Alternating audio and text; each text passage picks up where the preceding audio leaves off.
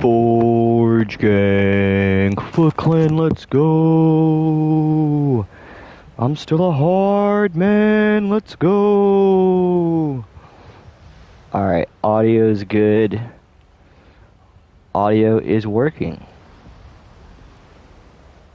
Alright, copy X.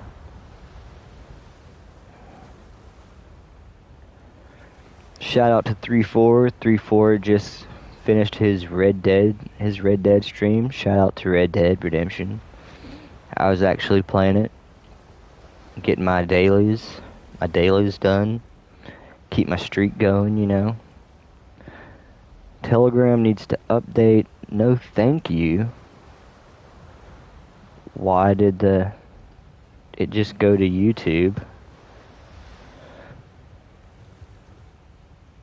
Alright. Should be good. So I'm thinking that I'm gonna play the Fuentes Piers Morgan debate, because that was a big thing that came up. Ghost won, justice for John. What's up, 3-4? What's up, bud? Great stream, Red Dead stream you did. Great game, you know, great game. I wish everybody would play it. But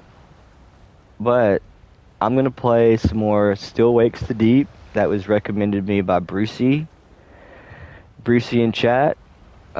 He recommended this game, and we're on part 3 right now.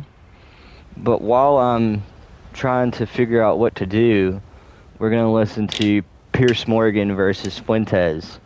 Now, there are gonna be some ads. I apologize, I'll try to catch that. Ghost was the first Red Dead streamer. No, I wasn't the first Red Dead streamer. That's not true, but I love that game. I love the game. Alright, so anyway. Alright, I gotta turn my Bluetooth off. Let me get to the debate. It's a 2-hour debate, mind you. And I'll try to keep up with chat, because I'm not going to be able to see my chat, but hopefully it'll just pop up on the screen there. Sometimes it doesn't, though, so I'll have to check periodically. Alright, so this is Piers Morgan Uncensored from Shenmue tomorrow. How about that? Shenmue 2! Sounds good, bud. What a crock of shit. Piers Morgan. Piers Morgan Uncensored. Okay, I'll try to catch the ads so we don't have to hear about, you know, male pattern baldness, or like premature ejaculation, or like any of this shit. Like, what? Okay. Why am I getting ads for this? I'm not bald at all. Alright, so anyway. Here we go. Oh, I gotta turn my Bluetooth off.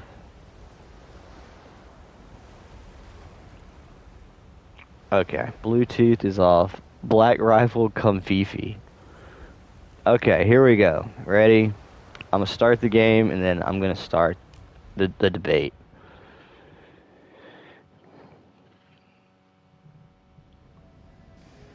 Alright, we gotta figure out what to do with this counterweight to get down leg A. Play schedule 1-3-4. Alright, here we go. You ready? Tell me if you can hear Pierce Cuck good or not. Whether you're a New York Times reader, NPR fan, and Daily Wire subscriber, or an avid consumer of all things Tucker Carlson. Yep, can do. And let's be clear, the main reason you're hearing about him is because he's popular. A large number of people, especially young men, are interested in what he has.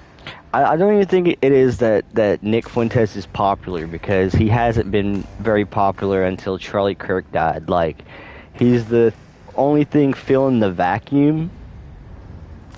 Yep, can hear it, but turn it up a little. Alright. Like, Fuentes is the only one filling the vacuum since the Charlie Kirk stuff happened, you know. But here's Piers, he's like giving his... Oh, shit.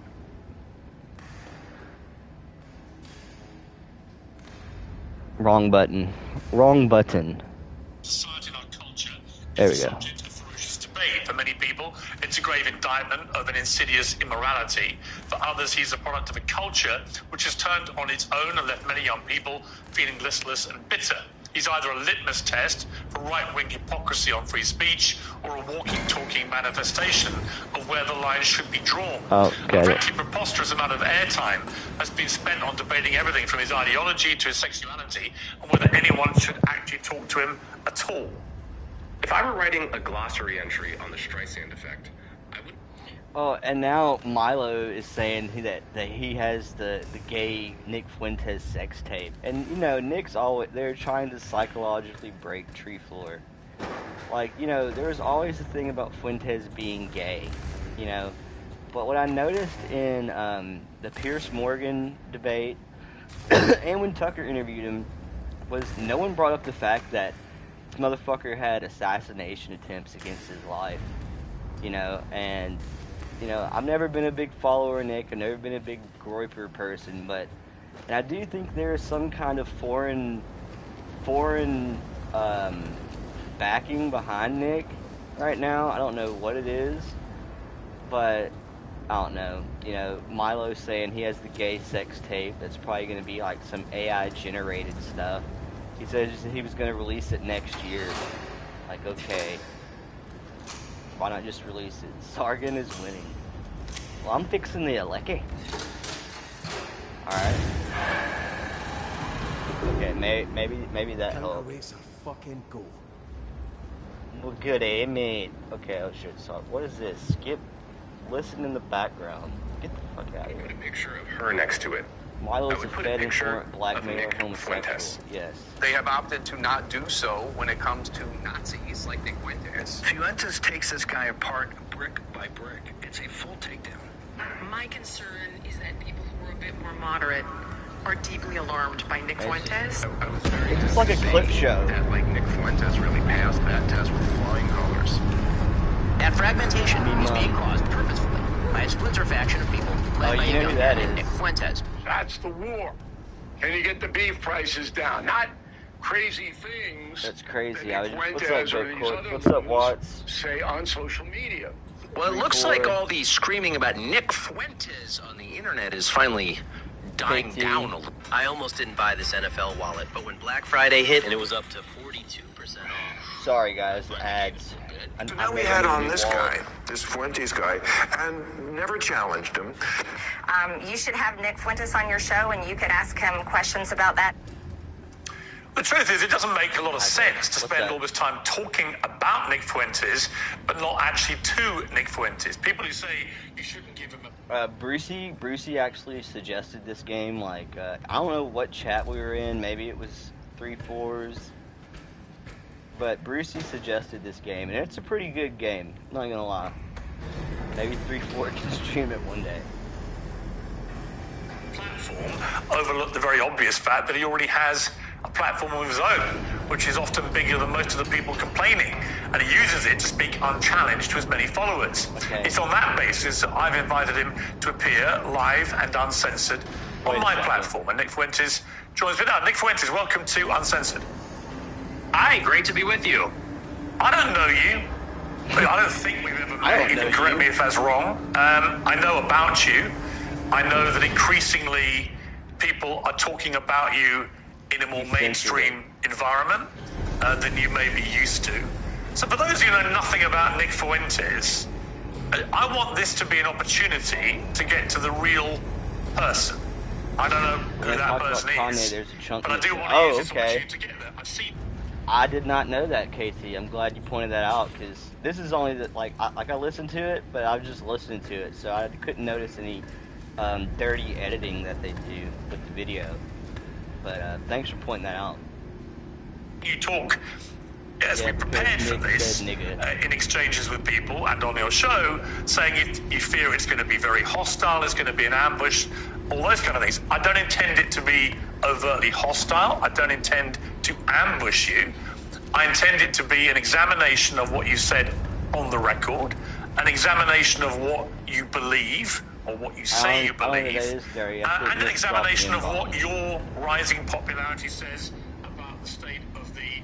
Well, like I remember when I was listening to it, like Kanye, he said, I'm gonna tell you what Kanye told me, and he said, you say the N-word, and Nick said, yeah, and Kanye said, well, when niggas are being niggas, like, I remember hearing Nick say that, but maybe they took it out.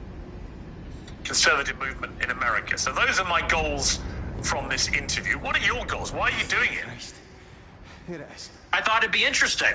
And, you know, you've talked a lot about me on your show over the years. And this is the first time you actually extended the invitation. The safety pin. I think it might be the second, actually. I think we talked about doing it during A24 a few years ago, but you've talked a lot about me with the panel, and now you've extended the invitation and talked to me.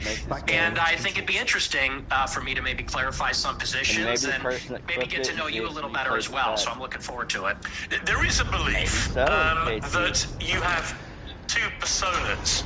There's one that you roll out now for podcasts and for shows like mine, where you come across as reasonable. Didn't you show up late? No, they cut it out the Piers channel. Right. See you on the other side, Kaz. Hope so, pal. Fucking hope so, pal. Okay, so if you didn't know, find a way through the pontoons to get to Lake B. This is a Christmas game because this is on Christmas Day, I'm pretty sure. This dude, he went to work offshore to get away from the police in the North Sea. In the North Sea, it's a Scottish oil rig, and they were drilling for oil, and they drilled and they hit something, and then all this shit started happening. It's like Die Hard. Yeah, kinda. Except it's like Call of Cthulhu meets Die Hard meets The Thing. You know, I don't know. Alright, back. And then there's your show on Rumble, where you often come across as having, you know, a very unreasonable view on things. This is what Coleman Hughes said about you. Who? Nick Fuentes knows exactly what he's doing. He is consciously playing this double game as part of a long-term strategy to become popular enough to take the reins of power, at which point he plans to pivot towards the extreme and unpopular policies that he advocates daily on Rumble. Me mom, me dad. So first of all, what is your response to that? Well, first of all, I would say that Coleman Hughes is a propagandist. He works for the Free Press, which is run by Barry Weiss. So I think you have to consider the source. And Barry Weiss is a pro-Israel partisan. Free Press is just bought out by CBS for $150 million by Larry Ellison or his son David Ellison. And so I think that's coming from a particular point of view. We can't pretend like that's coming from a vacuum or from some fixed position. That's coming from a propaganda outlet that's in favor of Israel. That's first. But second, I would say he is right about the two personas. And I think that everybody understands this on some level. On my show, I make jokes and I use rhetoric and I'm hyperbolic because for a long time I had an audience that was small on these like dissident platforms. I was on D Live for many years. A lot of people don't D Live, guys, chat. Nick Fuentes just dropped D Live. The Great Lemon Heist, D Live. I don't even know what that is.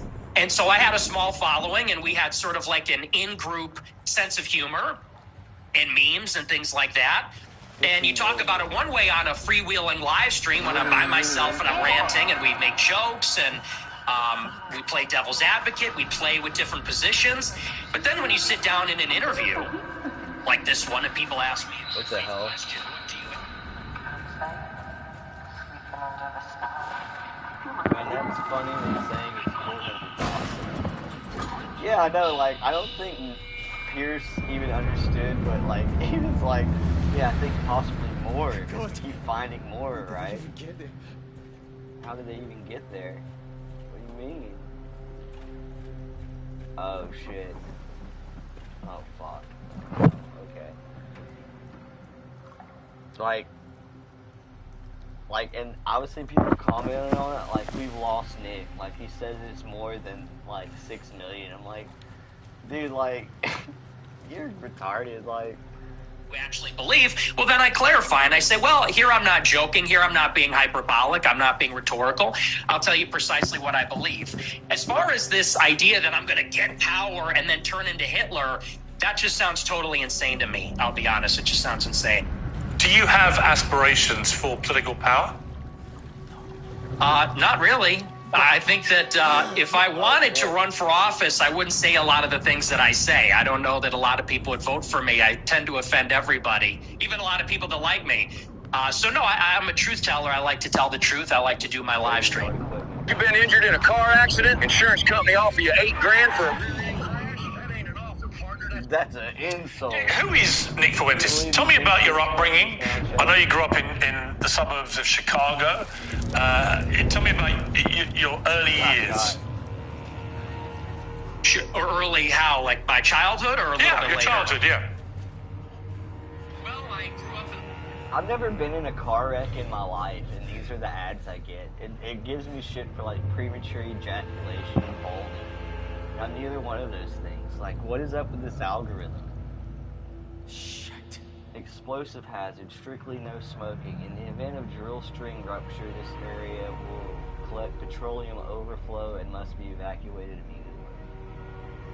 Alright, good to know that, bud. Suburbs of Chicago and LaGrange Park, as you say. My parents are ethnics. My father's half Mexican, half Irish. My mother's Italian. And they both came from a pretty rough upbringing themselves. They both were raised by single mothers, not because of divorce, but because both of their fathers had died. They endured a lot of dysfunction.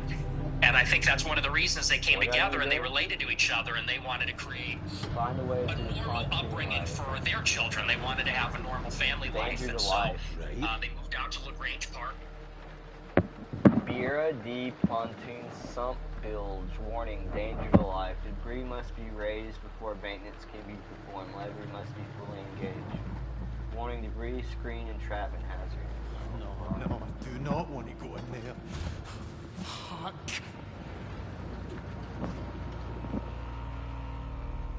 Warning, danger to life. Debris screen must raise before maintenance can be performed. What the hell does it keep going to YouTube? The dog is sitting on the fucking remote.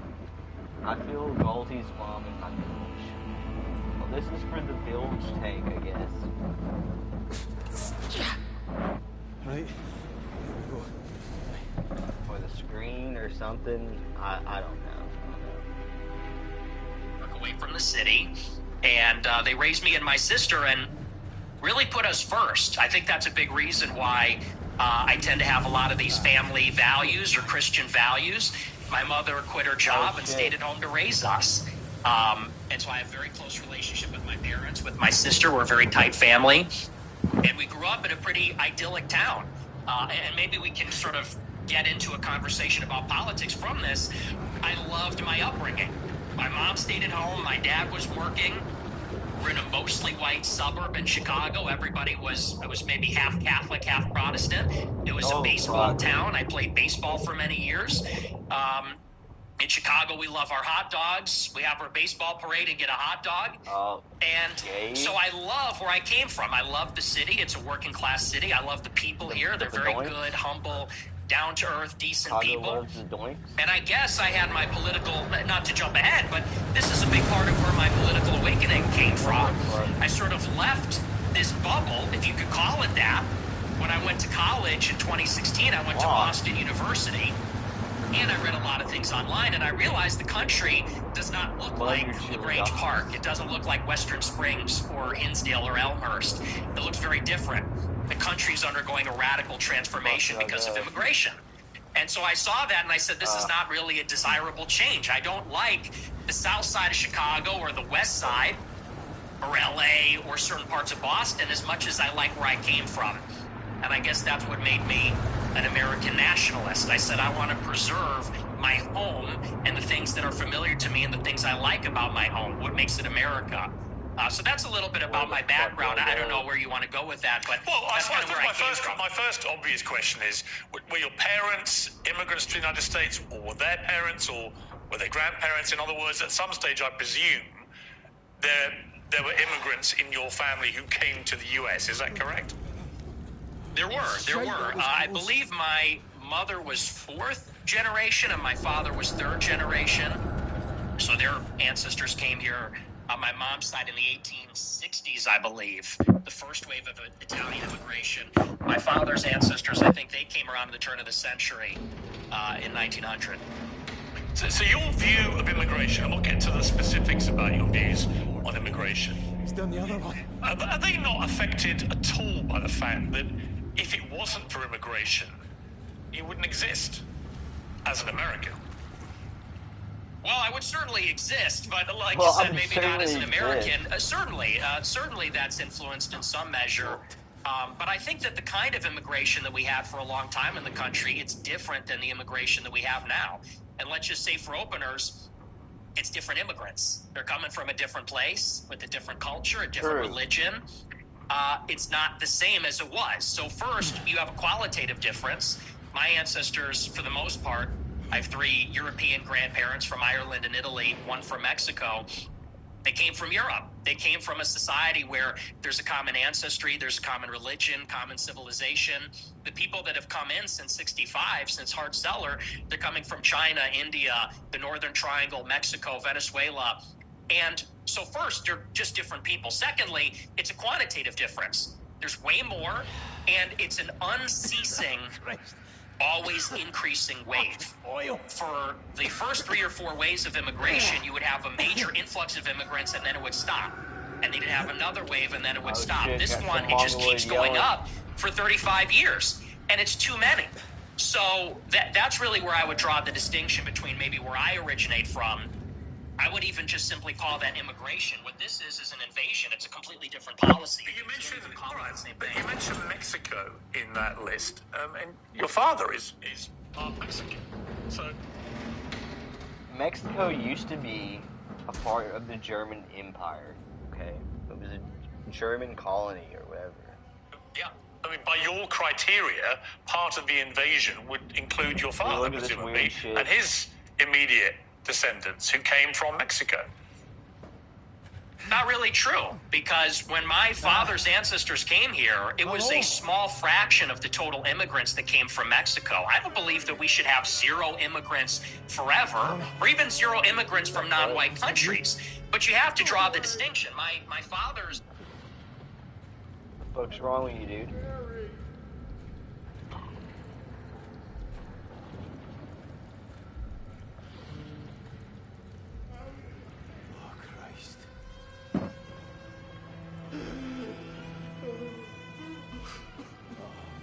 Fuck, bro.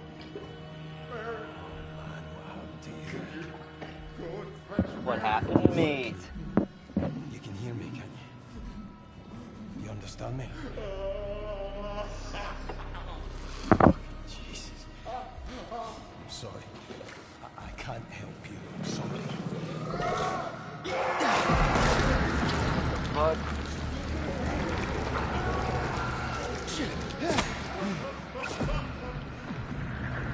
Fuck out of here, bro. What the fuck?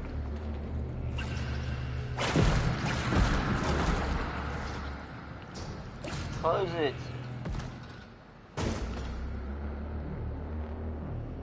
Holy shit, mate.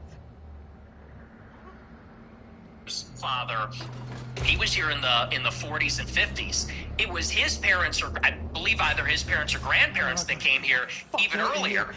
Up until 1965, 90% of the immigrants were coming from Europe. I have no problem with that. If we have 10% of them coming from Mexico or Latin America, maybe that's reasonable, but that's not what it is now. Now you've got 10 million illegals in 4 years under Joe Biden, and you got millions more legal immigrants from China, India, Venezuela, El Salvador, and it's so many with no break for assimilation, and they're all from non-white countries. It's transforming what America is, and again, that's the distinction. That's what makes it unacceptable. I always believe everybody's a product of their environment. Right? I've interviewed thousands of people. Maybe 3, 4, 5,000 people from all different walks of life. But the one common theme I would say is everyone's a like I do. Send a leg. I'll see you up here. It'll all be gone, won't it? And I mean that. Well, don't get around in just yet. Ascend leg B. Alright, how? Okay, there's a elevator. Elevator or something over there. Oh no. There we go. Some stuff about you in the last few days. There's an episode of your podcast where you talked about your father, Bill Fuentes, and how you wouldn't take the family, including you, to certain restaurants because he believed they were associated with African Americans. We would be deciding where to go to eat, you said. What are we going to do for dinner tonight? It was a running joke. Me and my sister would say Applebee's, and my dad would say we would never eat at Applebee's. Not in a million years should you be caught dead. Never eat at Applebee's. Go to a different restaurant, a local restaurant, no Applebee's, no Red Lobster, and it's Who gives a shit? Black Fare. And you also shared another story about your family and restaurants. So before me and my sister were born, my family had a saying about Olive Garden contains the N-word I'm not allowed to say. So my question, based on that anecdote that you say on your own podcast, is do you think you grew up in a racist environment, that your father was inherently racist, and that thought process moved to you? Well, I would say it's a new low. I've been attacked for being a racist many times, but to attack my father, to attack my parents based on anecdotes, I would say Piers is cooked. It's your anecdote. Yeah, but he's not here to defend himself. You are. And my parents are. You told the story. And I will. And I'll I'm not defend trying to ambush you. As I said at the start, Nick, to be clear. No, it's not an ambush. Nick, to be clear, I think I'm everybody not understands. ambushing you. I'm literally reading an anecdote that you reveal on your podcast. It's you that's put it in the public domain. I'm simply asking you whether my assessment of that, which is that your father didn't want to take you to certain restaurants because of Black Fare. they were commonly known as Black Fare. Whoa, buddy. What's up, SO? African Americans in that instance permeated to you. It's a reasonable question. Yeah, no, like I said, I think everybody knows what that is, but I'll address it. I'll engage with it. I'll defend my father from the charge of racism. Father defender. No, my parents are not racist, and they've never been racist. I'll tell you about my parents. They used to have a school in Chicago in the South Loop where they instructed people on how to shoot firearms. It was a security school, and most of the clients were black. And I believe actually one of their clients was Larry Hoover's son at one point, sort of a funny story. And so most of their clients would come in from the south side of Chicago. My grandmother, we're playing Still Wakes the Deep. Still Wakes the Deep. It was a chat recommendation by Bass Brucey himself. And we've entered accommodation. We had to go reset the tension legs. Jesus. We had to go reset the tension legs, bud, because the pontoon, or the fucking shit's going under, bro. It's a mess. It's a mess out there. Let me go check my chat, or make sure my audio is still working. Because turn my Bluetooth, I can't check my chat. Alright, yeah, that's good. Love your chili dogs, KT says. Alright, yeah, audio is still good. Is it a horror game? Yes, actually it is a horror game, bro. That it is. A very horror game. And we're listening to Nick Fuentes murder Piers Morgan. And I'm not really reviewing it. I'm not giving a lot of commentary on it. Because, I mean, I'm just listening to it. I've already listened to it once. And, yeah. I've just been playing this. For context, it's Christmas Day, so this is a Christmas game. And, this dude is on an oil rig out in the North Sea. A Scottish oil rig. And they drill and they hit something, and it's like this Call of Cthulhu, like fucking evil shit or whatever. and crazy shit starts happening. So yeah. All right, back to Nick and the slaughtering, the murdering of Piers Morgan's entire career. Chicago in the South Loop, where they Permeated to you. It's a reasonable question. Yeah, no, like I said, I think everybody knows what that is, but I'll address it. I'll engage with it, and I'll defend my father from the charge of racism. Sure. No, my parents are not racist, and they've never been racist. I'll tell you about my parents. They used to have a school in Chicago in the South Loop where they instructed people on how to shoot firearms. It was a security school, and most of the clients were black. The Trawlerman from 12 Coastal Poems by Craig Henry Campbell. From 1893 to 1975, from o'er the Fulmer huddled echoed sounds home the yellow light of trawlers straight and bound. By heavy midnight calm upon the shoals of cold North Seeing, old Piers grip upon the tiller down below the faded boards and hand smooth tokens speak of scrabbles lost and won. The morning watcher turns her gaze to see where terns spilled the clouds and her charges slumber on beneath their blankets spun of shingled home. We do not miss you, precious weans, though as we sleep waves break the bow. Though storms gather beneath the brow of winter and woolen gathers now the clouds, and still wakes the deep, and still on we plow. The Trawlerman. There you go. I guess it was the game's named after. Based? I think there's a phone call over here somewhere. Hold on. I need to get warm. Jesus. Was there a fucking heater around here somewhere, bro? Or what? Like,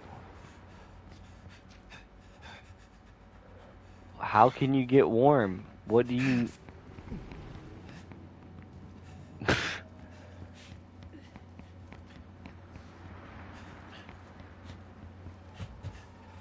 I need to get warm.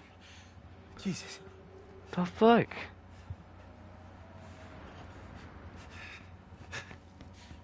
Okay.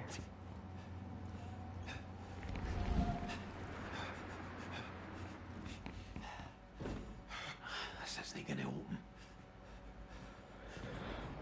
I need to get warm. Jesus. Alright.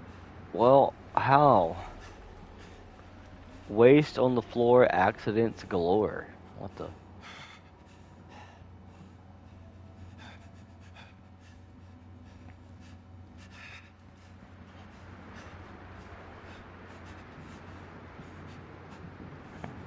What the hell? I need to get warm. Jesus. Well, how the fuck do I do that, man? Whoa. Whoa. Is there a heater somewhere? Warm yourself up. Oh, shit.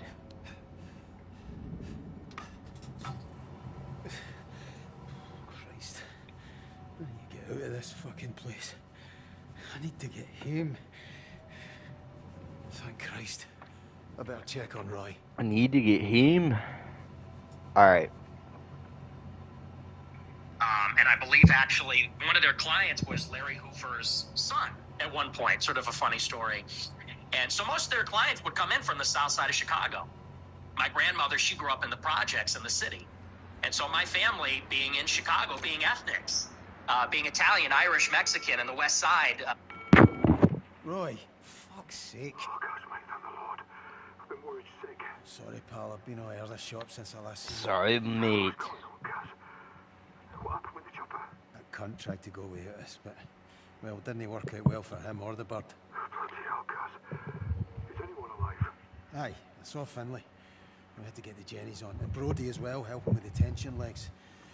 Do you know what? I'm a fucking rig expert now. Told you to take no time. I'm glad you've not been alone out there. The those two are all right. I saw O'Connor. He's one of these things, but I thought... fuck, I don't know what I thought, but... whatever it is folk are being turned into, there's something of them still in there. What's going on? Roy? It's all right. It's just me being clumsy. Once I get my shot, I'll be right as rain. Do you need me to come and get you? No, I can do it. You saw this rig out? I know where to get us home. See you girls. All right? Aye. You're a good lad, Kaz. That's why Suze loves you. She does, you know. She really loves you. Kaz? Aye. Sorry, I have to go, Roy. Will you make it to the cabins all right? Yeah, I'm on my way now. You, be on yours. I'm praying for you, mate. And you as well, bud. Remember, Jesus loves you, Kaz. Based. Everyone else thinks you're a gun. Right, pal. Afters.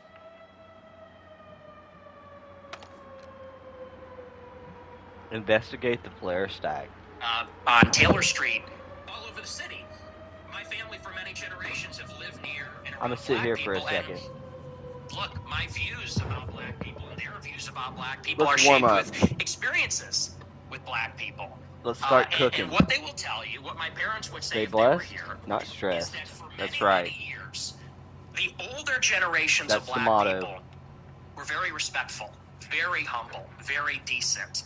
In fact, my grandma used to have an anecdote. She grew up in a lot of dysfunction. Her mother was mentally ill, and they would be having dinner in the projects, and there'd be so much chaos and dysfunction and disagreement and fighting. And she would look across the way out the window at a black family in the other apartment, and they'd be holding hands around the table saying grace. And this is sort of the culture that used to prevail. But now what you have in the city is that there's no accountability for the black people. And now Chicago Never has forget. become a complete dump because these teenagers go out and they take over the city. They call them teen takeovers. That's the euphemism for it. They're teenagers, but they all come from the same neighborhood. They drive up there and they mug people and attack people and they destroy cars and destroy shops. We had the Festival of Lights a couple of weeks ago. It's supposed to be a family event. And they light up the trees, and they, there's a big parade. I was in the parade one year, and you had a bunch of black people there shooting each other. 7 people shot, a 14-year-old killed in the Magnificent Mile. And I know there's a lot of black people that feel the same way about this. They say... And what is PPP and Worski doing? What is PPP and Worski doing? Just some Canadian retards, no one even... probably only trannies and fucking pedophiles watch, apparently. They're not making national headlines. I remember PPP when he still lived with Surfer. He said, they're gonna shut us down. Justin Trudeau's gonna, make us national headline. Justin Trudeau is cooked. And so is Worski. When is ICE deporting Triple P? Is he in America? He's not in America. Him and Worski aren't in America. We would already know. You could see him from here. We've lost control of the city, and we're looking for accountability. We have a lot of black people that are always outraged about racism, outraged about attitudes from white people, but they're never ashamed of some of these behaviors, never ashamed of some of the things that go on, and that's why I think there's a lot of negative attitudes these days. And so, again, I think those attitudes, you say I'm a product of my environment, I am, and so are my parents and my grandparents. Unlike you, because you're not even American, in Chicago, we have to live in a big, diverse city where there's a lot of different kinds of people, and I think anybody in Chicago would tell you the same. I live in London. It's one of the biggest and most diverse cities in the world. But it's not the same.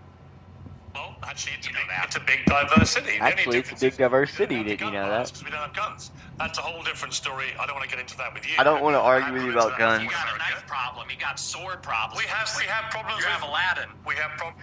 He said you have Aladdin. Nick said you have Aladdin. You have an Aladdin.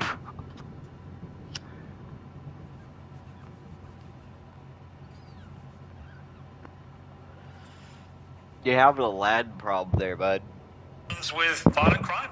I make no pretense of it. So the idea that somehow I'm cosseted in London because I'm not in Chicago. I didn't say that. But you kind of, I guess my point about the environment, I'm not saying you are a product of your environment. There's a phone ringing. In some capacity. When I read that anecdote, it's just to remind you, it's not something I have told you, right? And you said that you said this for Lupe. You said this for Lupe. And you haven't pretty directly, I think, responded to it, which is whether your father would not take you What? I just talked to you, dude. Hello? Hello? Anyone there? Here he is. Listen, I don't have long. I left away my mum. I had to get to... She's hurting me. I'm going to have my head stuck. Sus! Is that you? Oh, Jesus. This one's trying to give me a kicking and all. Going to be a wee boxer, eh? Aye, you wish. I wish I could see you. You're beautiful with us. Aye? Well, I feel like an elephant. Christ, what is this? Sus! She's pregnant again. Damn. Restaurant chains because he associated them with white Americans. Is that true? No, well, see here, if you're in America, you would say that Olive Garden is not real Italian food. Applebee's, TGI Fridays and stuff is a load of crap. My dad was just a food snob, but no, it's got nothing to do with that.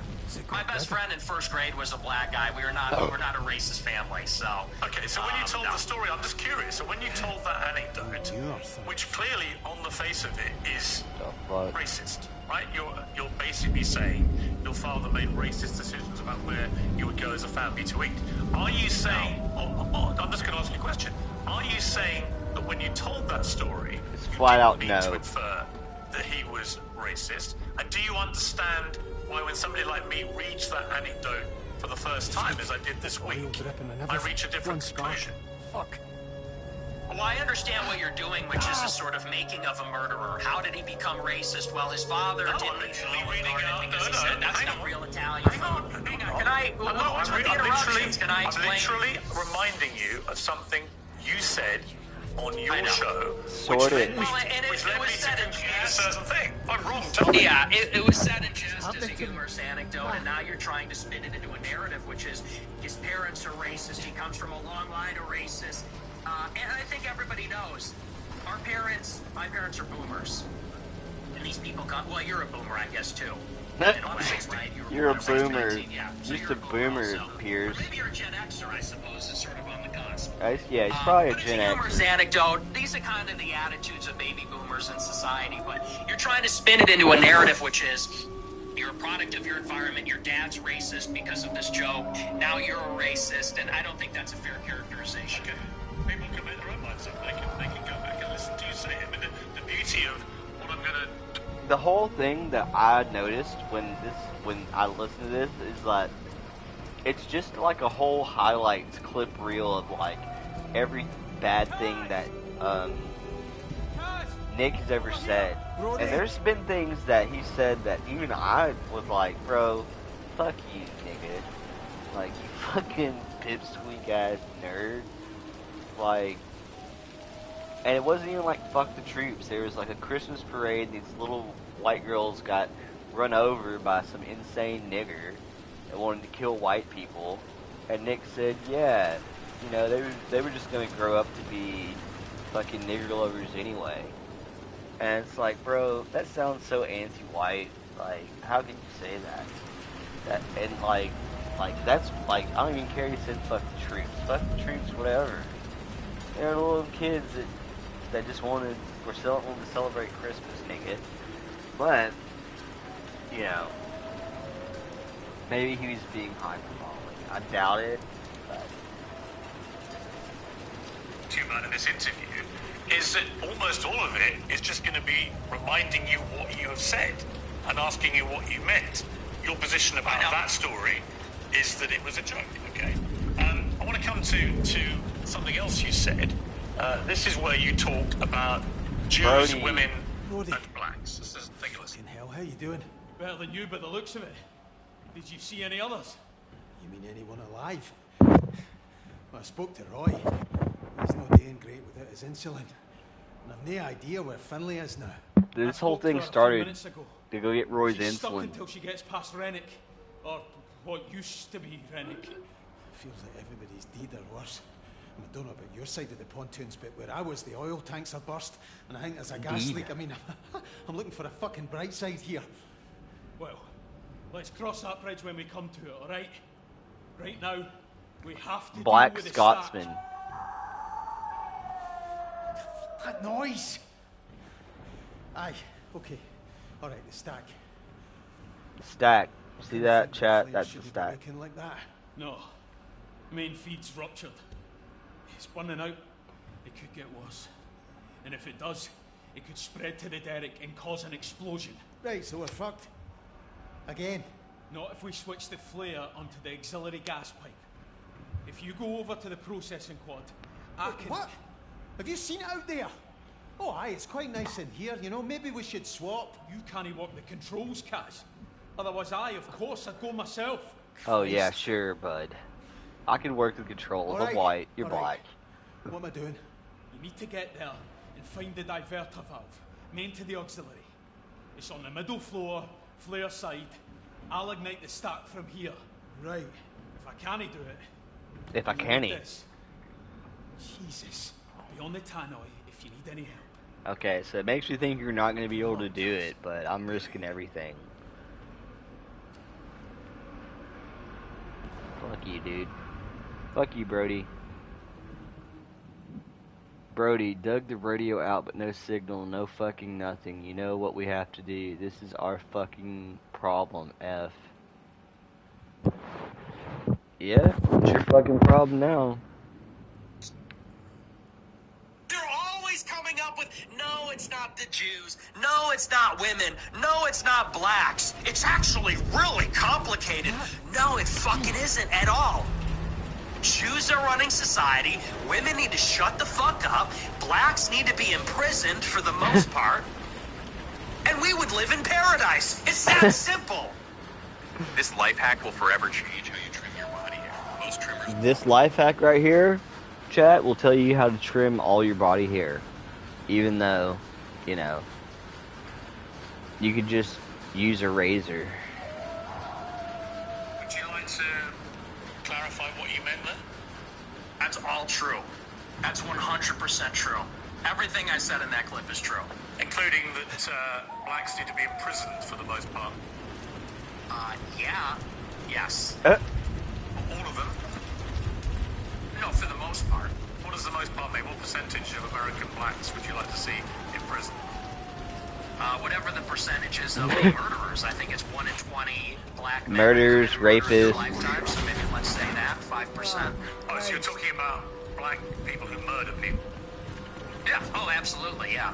But you didn't say that. You just said blacks need to be imprisoned for the most part. You didn't clarify that you were talking about black murderers. Right. No, you're right. That's a good addition to that. That's a great point. Do you think it's funny? Yeah, I do. I think it's funny because he just does about one on 5. Funny? You think that blacks should be imprisoned for the most part? Blacks are my biggest fans. I get high fives all the time. 1 they in say, 5. Nick Fuentes, I love your show. They agree with me. And you want to know why? Here's the difference. Black people are the most victimized by other black people. You think black people want to live in the hood and the ghetto and get shot all the time? That's what happens in the south side of Chicago. You should come here. Dude, Chicago is wild. I refuse to visit Chicago.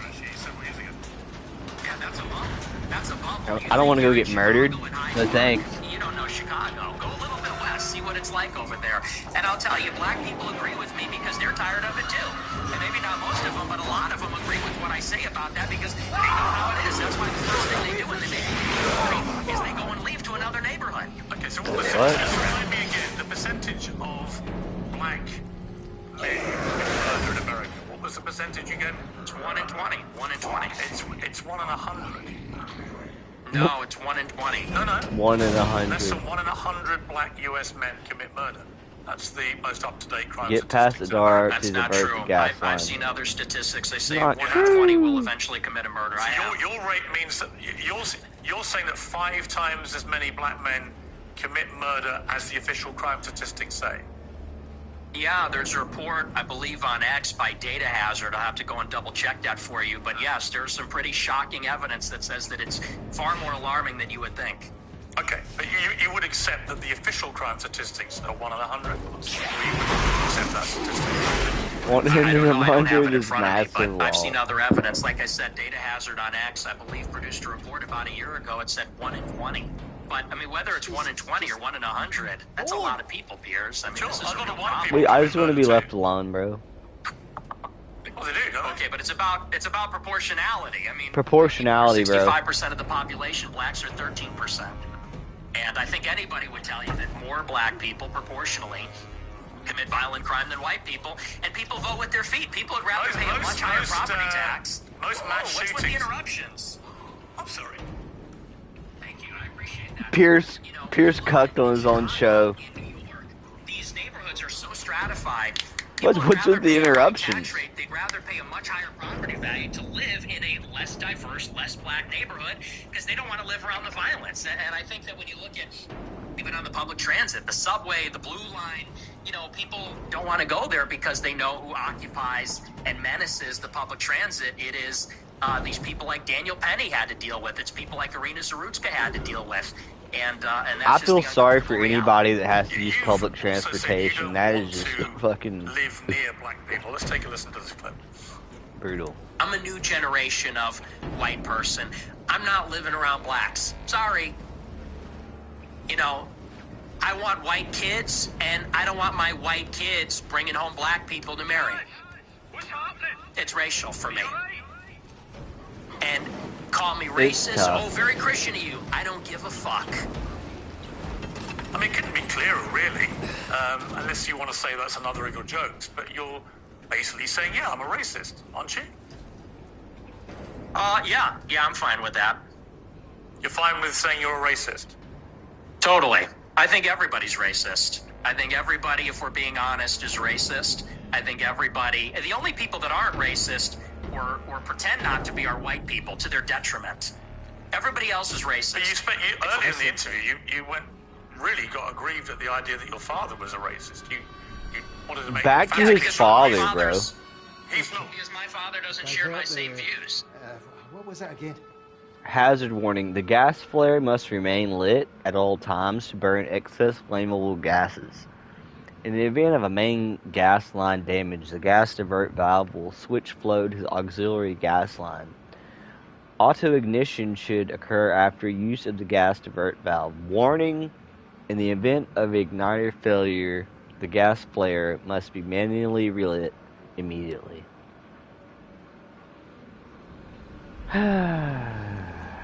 Okay. On that. So he's the exception to the everyone's a racist. Well, everybody's a little bit racist. His dad's not even there to defend himself. You're attacking my father. You know, he can get fired from his job. I'm not attacking your father. Guys, I can see the feet switching here. Glad you're alright. I've started the igniter. Give it a sec. I can't see anything. Of course you can't, because I know that fucking lucky. You can't see. No, it's not working. The gas is poured back toward the rig. I'm sorry, Kaz. I need you to do it manually. It's too dangerous. How about you manual these nuts, nigga? How about you stack these nuts, nigga? Fuck. Did you hear me, Kaz? Wave or something so I know you're receiving. Prick. Understood. Godspeed. Yeah, that's all you deserve. No knowledge about him at all. Well, then let's leave him out of it. Let's leave him out of it if you don't know. Hang on, Nick. You put that story into the public domain on your show. I'm simply reminding you of what you told everybody, millions of people, about your father. If you now want to retract it, fine. If you want to say it was a joke, which is what your position was earlier, fine. But I'm allowed to put to you things you've said publicly. That's not unfair. That's not me targeting your father. You put that story about him out. You know what you're doing. Jesus, You know fucking I'm joking asking me. you about a pretty shocking anecdote. Oh shit. Which to me The what? looked like you were saying your father made decisions about where you as a family would eat based on skin color of people who worked at these places. If you say that is not what you meant,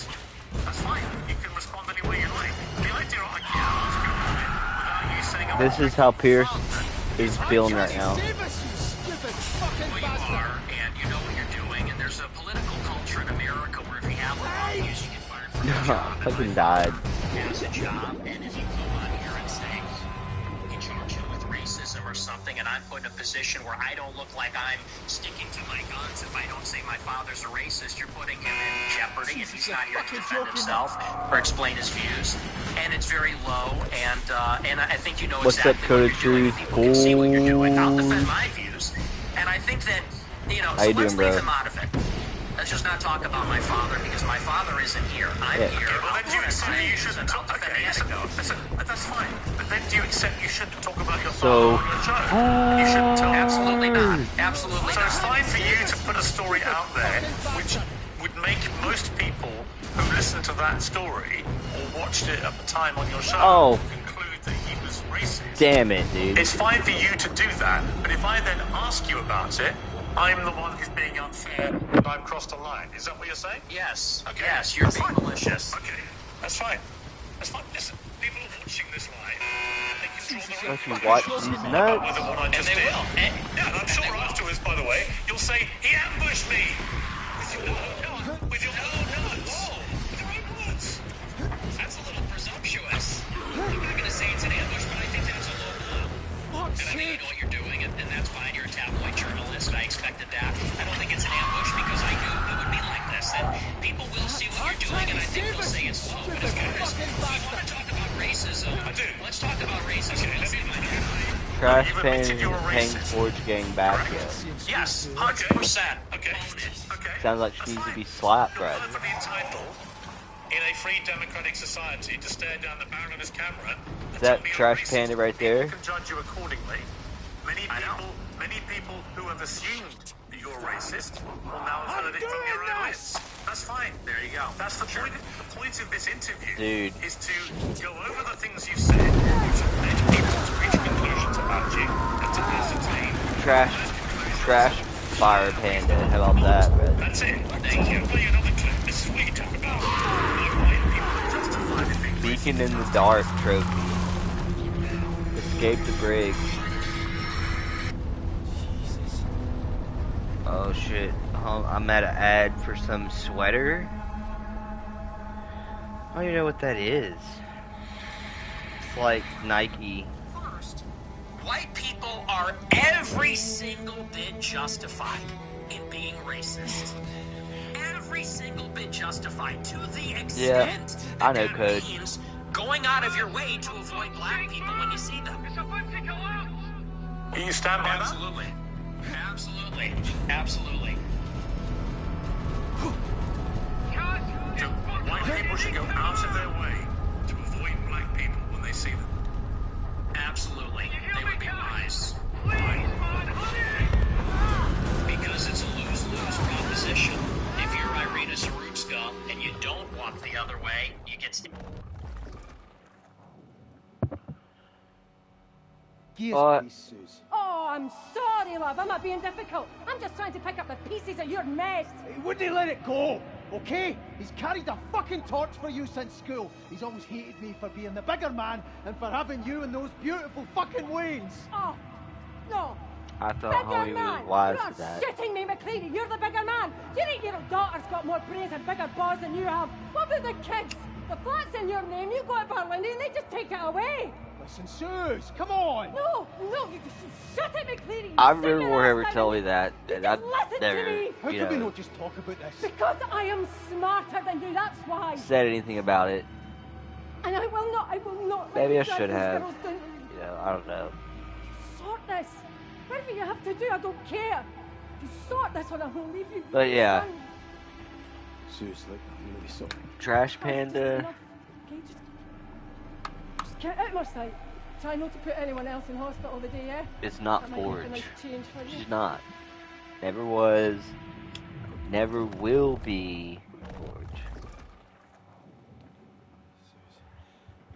No, I didn't mean that. Why'd you have to... Suze. Holy shit, what is going on here? Fuck! Jesus. Suze. Now we can make Craigslist ads involving that which coin main. Oh, it's like a blood ocean. I'm gonna go smoke a cigarette, alright? While this Nick Fuentes Piers thing plays. Down to death and you die. If you're somebody Harlow else, to Babylon. on the subway, and you stand near a black person or something, maybe it's fine. It's a lose-lose proposition. So no, I think that white people have been beaten into submission, that we're afraid to tell the truth about it. And the truth is that when you go into these major cities like New York or Chicago, I'm trying to set it up so you can still hear it. North Carolina, there is a menace, which is young, black, adolescent men. They're extremely violent, and we have been told that we have to pretend like they are every other person. We have to be colorblind to that. And we're supposed to go and be in the midst of all this danger. And I think that at this point, it's gotten out of control. You look at the BLM movement, they said that the reason that black people, are violent, the reason there's crime is because of police brutality, redlining, or all these other things. They said we need to get rid of the police, we need to defund them. And a lot of cities did. A lot of cities like Chicago, for example, the police changed the rules of engagement. They don't chase them. It's not a felony if you steal a certain amount of merchandise. They won't chase them on foot. And now the city's totally up for grabs. And now, whether you're in the Gold Coast or whether you're on the Mag Mile or you're in the worst neighborhoods in the city, you might get shot, you might get mugged, someone might run up on you. And I tell my followers, it is better to be perceived as racist or racist and walk the other way and maybe keep your life than to say, I'm a good anti-racist. I don't mind that this person's making me uncomfortable. Maybe he's looking a little froggy. I'm going to sit down because I'm a good person and get stabbed, mugged, whatever. And by the way, this is a strategy. They call it the friendly stranger. There's a crew of them. They do this in Chicago. They stand outside bars, black people. They approach strangers. It's a robbery crew. And they pretend to be a friendly stranger, and then they mug them. And stupid white people say, oh, hi, yeah, nice to meet you. They grin, they laugh, they put up with the nonsense, and then they get mugged, or worse. Sometimes they get executed. And so as a white person, how do you feel about mass shootings at school? I think they're bad. Who do you think commits the vast majority of the mass shootings? I'm sure it's white people. Right. So how do you feel about that? I think that white people do more antisocial violence. I think black people participate in more gang violence. I think that's the difference. What's the difference to the victims? There's no difference to the victim, but it's a different kind of crime, and it's a different proportion also. Do you know what percentage of white people are school shooters? I know that the vast majority of mass shootings in schools in America this century were perpetrated by young white men. And I'm curious whether your advice would be to people who have kids in these schools. Is my mic working? Should they avoid white people at school? Should people with the kids at school avoid young white men at school? No. Okay. Do you know what per capita means? Do you know proportionality? There are more black people proportionally that engage in violent crime or are involved in gangs, especially in these major cities, than there are white people that are school shooters compared to the entire white population, and everybody understands that. Two-thirds of mass shootings at school perpetrated by white people. But what proportion of white men commit school shootings? That's the question. I've just told you. It's 60 or 65% of school shootings by white people. You're telling me what proportion of school shootings are committed by white people. I'm saying what proportion of white people have committed school shootings.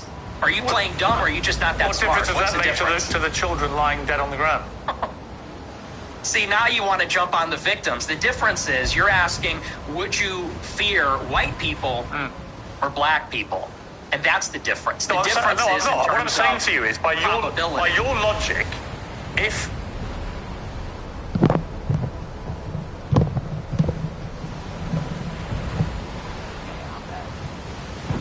your host with the most ghost is back. Let's see, we're about 35 minutes into this. Is that how long? But the stream's been going longer than that, right? Yeah, hour. Alright. Let's good. Be fine.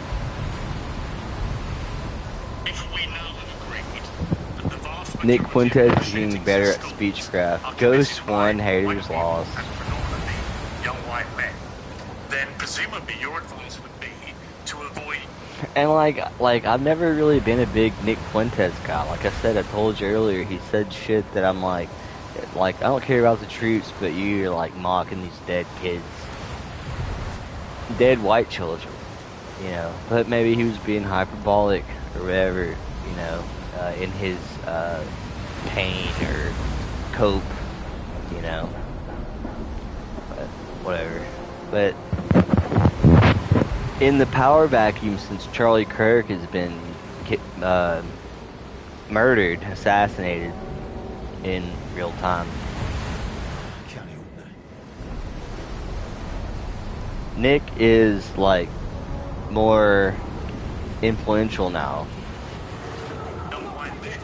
Because they portray these messages, but it won't be because they're white, right?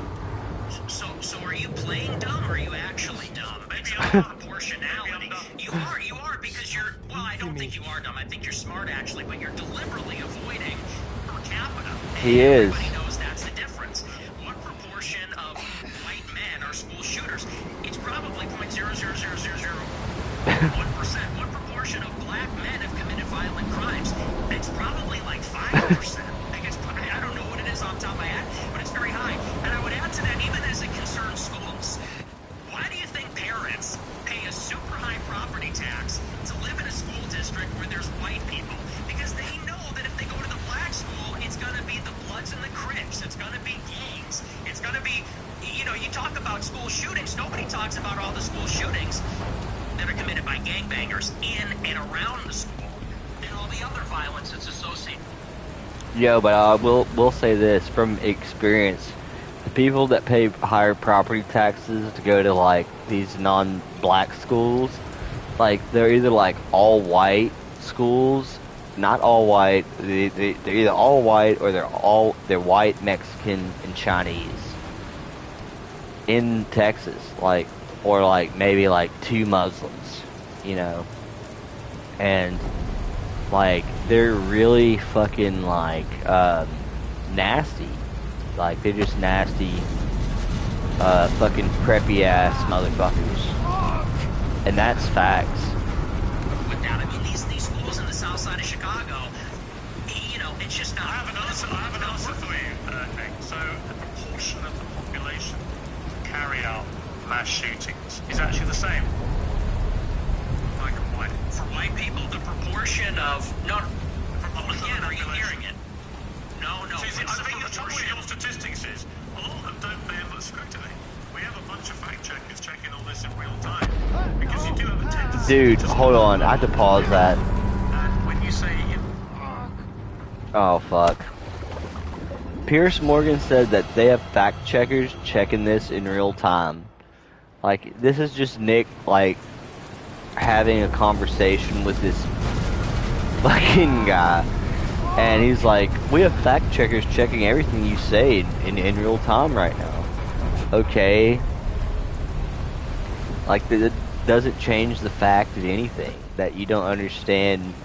Like, it's even more embarrassing. It's actually more embarrassing that you have fact checkers checking shit in real time.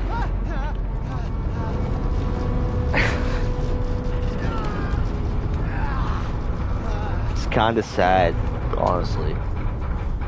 okay, well, it's true. When you're confronted with the reality, you don't like it. What's the figure? What proportion of white people have committed school shootings? With white people as the denominator and white people that have committed school shootings as the numerator, what's that percentage? For both black and whites, Brody, if you read this, I'll meet you in engineering. I did my bit. Your plan better work. Last chance. Even that ain't worth it. F. Last chance F. Finley. Oh, Finley. Where have you been all my life, Finley?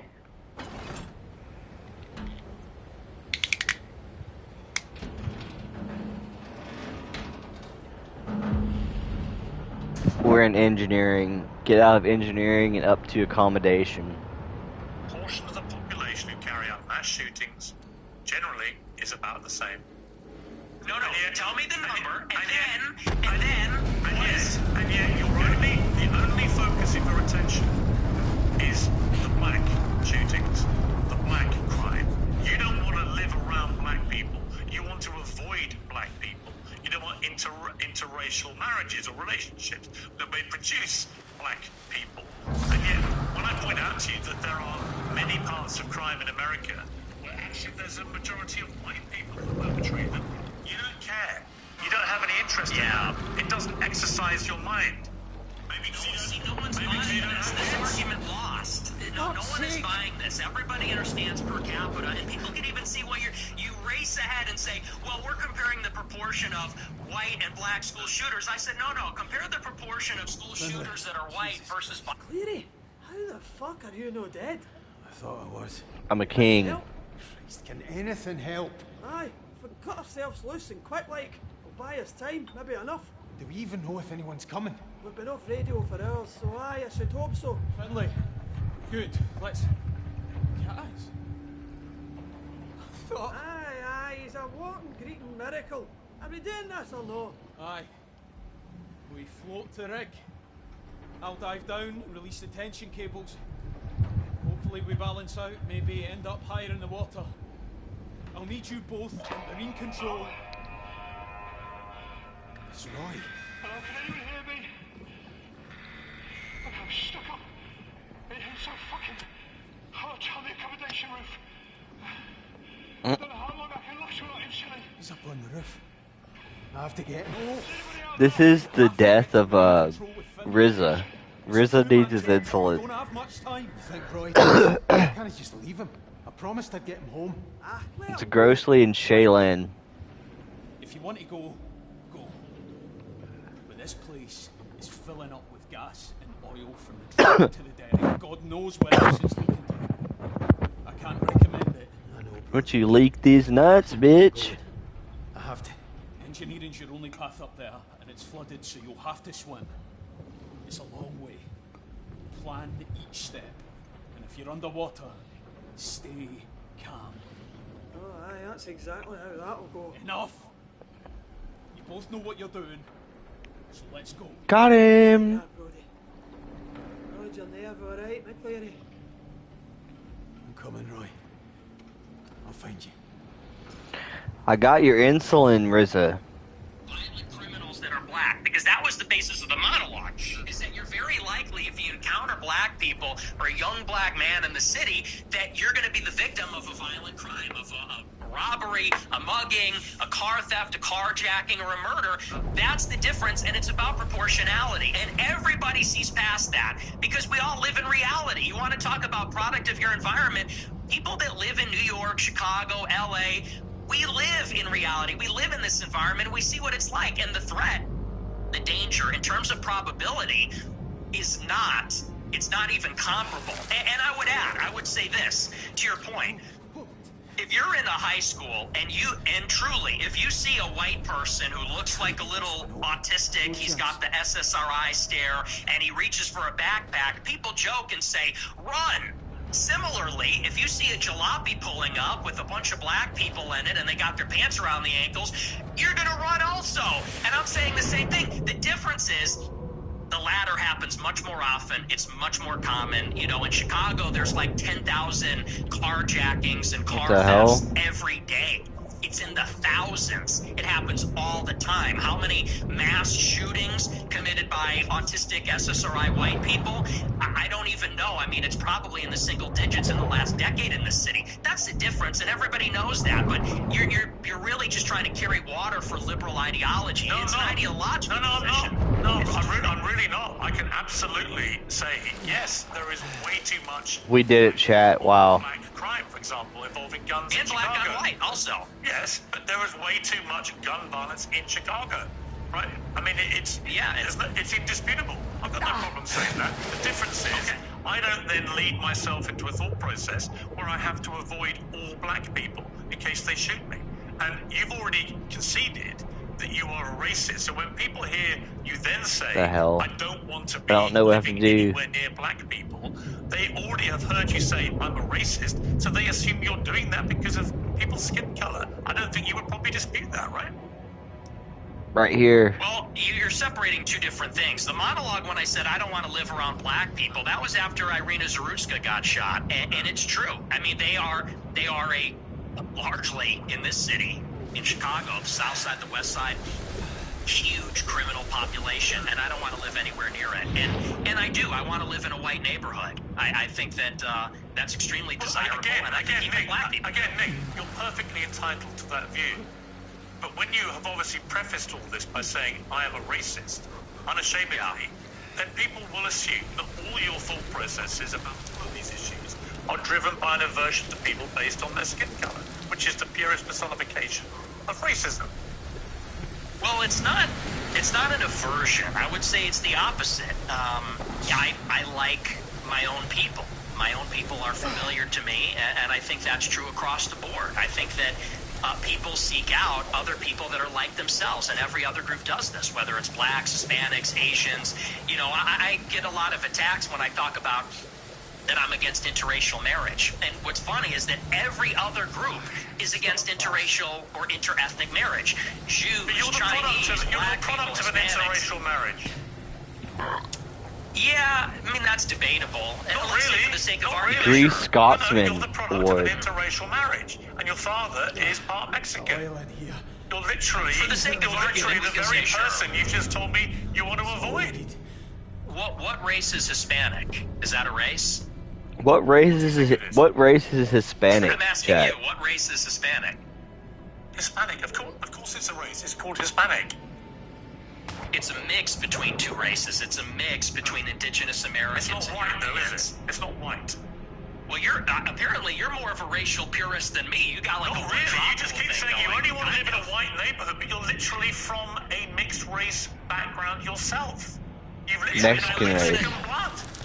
I know, and I live in a non-white neighborhood too. I'm trying to get out of here, though. But I'm trying to get out. But here's the thing. Do you have any non-white friends? Genuine question. Most of my friends are non-white. Most of my friends are not. And non-white people love my show. How many are black? How many of your friends are black? Many of them, like at least a dozen. Wow. Yay being one. Yeah. Okay, here's the yay segment. So how do they feel when you say you just want to be away from any black people, walk away from them?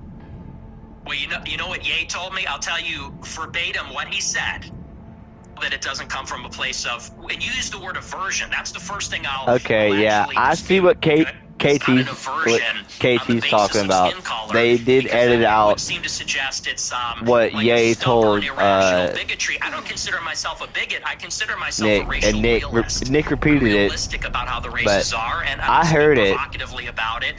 You can't memory hole it. Our tribalistic instincts and tendencies as human beings, and I'm not a liberal ideologue that says that over time and with enough education we're all going to see this great brotherhood where we're colorblind and everybody's the same. You know, I don't think that's ever going away. I think that race is real. It's not just skin deep. It matters to us and it matters to each other. Get through flooding black engineering. People know that, and Hispanics know that, and Asians know that, and people like me that have partial Mexican ancestry, we know that too. And I think on that basis we can have mutual respect and understanding, not aversion based on skin color. The reason I use the word aversion is you literally said that you should walk the other way if you see black people. That is an aversion to black people based on their skin color. No, that's called economy of information. That's economy of information. That's safety. And I said in the same monologue, if you watch it, it's like I feel sorry. The problem is you clipped the 10 seconds. I don't know if you watched the whole show, but in that monologue I said, most black people are not violent or criminals. I said, and it's unfortunate that we're going to offend them when we turn and walk the other way. I said, but the problem is we don't know. We can't tell. And someone like Irina Zarutska, she sat down in front of a black man with her headphones in and wasn't paying attention because she was being a good liberal and said, I'm not uncomfortable by this. I'm progressive. Then she got stabbed in the neck. And I said, it's unfortunate that you would have to sit behind the black man to be safe. What the hell? If he's not violent or schizophrenic, he might be offended by that. I said, but Come on, what the hell? How many deranged white men have committed atrocious acts of murder in the last 10 years in America? Proportionally, far fewer. Far fewer. I pressed the fucking button, You dude. have a research team. You pull it up. I don't have it in front of me. You're obviously extremely exercised by that one story, which was horrific, for the record. Absolutely horrific, and should never have happened. Like, The what the person fuck? who perpetrated that evil act had a string of previous offences and should have been picked up more, and it should have been amplified more. I completely concur with all of that. But I just suspect you have no idea how many white people have committed similar crimes, do you? No, because I know it's far fewer from experience. Okay. Because it's like you said. Well, The and hell hang is on, and I that? would add to that, Irina Zarutska wasn't the first one. That was also after Austin Metcalf was killed in Texas. Sure. After How many Carl times has it stabbed been him in the perpetrated neck. by white people?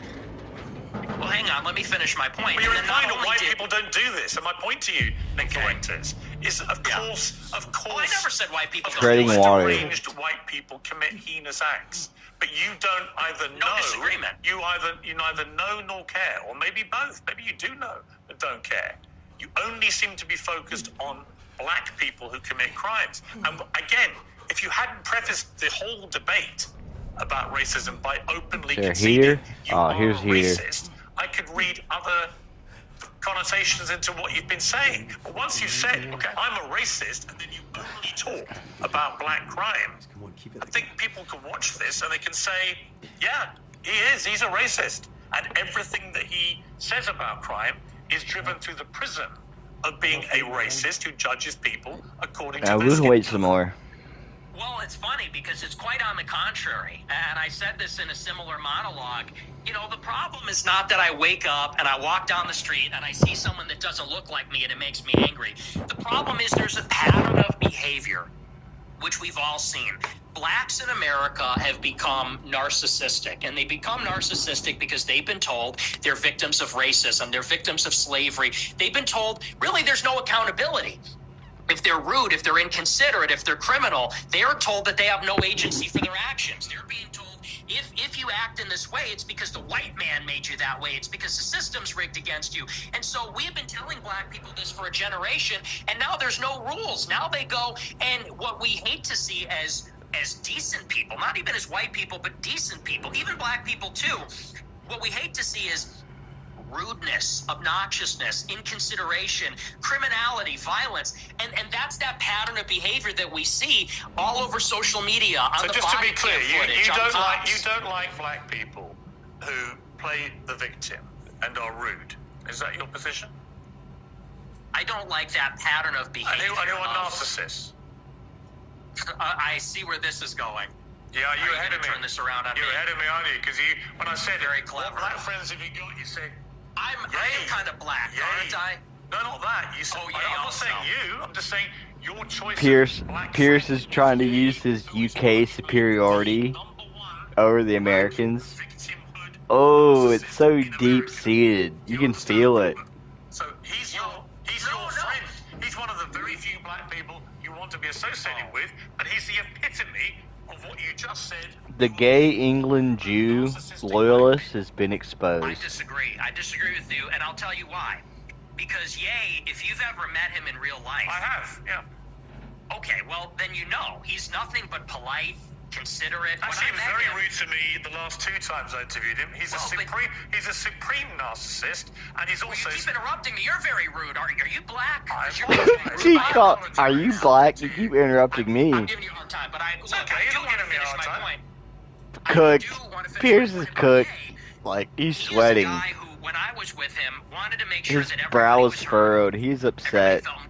This is supposed to be a non-biased interview clip show of Nick's greatest hits.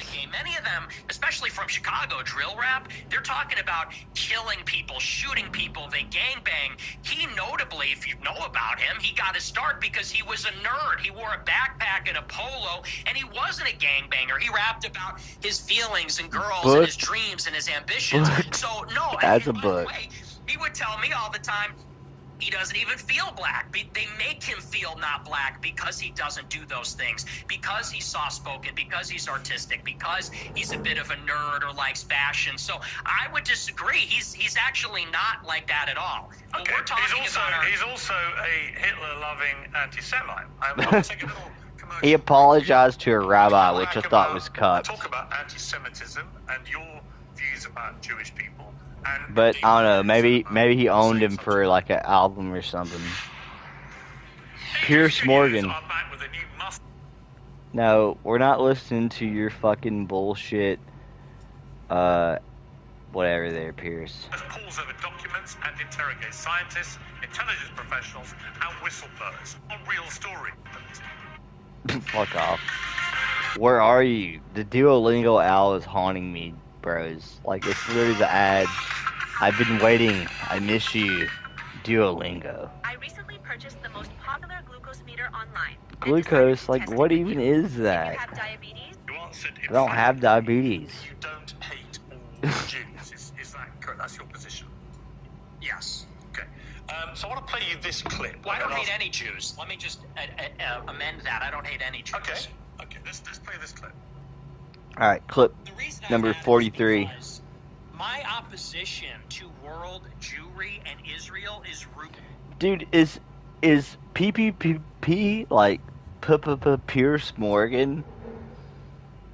Like, can someone like Photoshop like Piers Morgan's face onto Ashton Park's PPP? That would be fucking hilarious. And who's like Piers Morgan and Trump? Trump would be like Worski, I guess. No. Worski isn't Trump. He's like Netanyahu. It's like Piers Morgan and Netanyahu crying together. Just imagine it, Chad. It's like PvP with Piers Morgan's head. And then Worski and Netanyahu crying together at the Wailing Wall. Come on, that's like, you know. An absolute, uncontestable fact. We have the truth on our side. That's why we're winning. Because we are telling the truth about the historical antagonism between Jews and Europeans, between Jews and Christians. The theological, historical, racial, cultural, and political antagonisms between organized Jewry and the Christians, organized Jewry and Europeans. And I think this goes back to the Crusades. Like, if you're alive right now in this present age, think about one of your ancestors had to be lived through the Crusades, which is something fucking crazy to even imagine. If you know like the history of the fucking Crusades, there was like 4 Crusades. So displaced a lot of white people. You know, white people came from the Middle East. Even the Hindus in India say that shit, and they're fucking retarded. You know.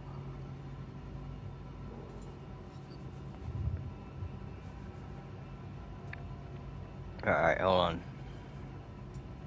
And the reason that we are winning that This is Piers just playing like a clip show. It's true. I can prove it. I can show you. I can name the names. I can show you the paper trail, the money. That is why we're winning. That is why all of this is raising the consciousness. When you I think Nick is backed by like some foreign country, probably Russia, maybe some Ukrainians, Chinese, maybe. I really don't know. But if you had TPUSA, Charlie got killed, assassinated, murdered. Someone has to fill the gap. And that takes a lot of money and influence. And Nick, it was like Charlie Kirk, Nick Fuentes, and John Dole. That was the top 3. Heck off, commie. John Dole's kind of slipping, and he's not taking the he's not taking his right, really. It's fucked. But Nick's not wrong either. Like I said, I disagreed with him on shit he said, but I don't hold that against him. I do think that he is a Christian. A lot of people say Christians aren't Catholic.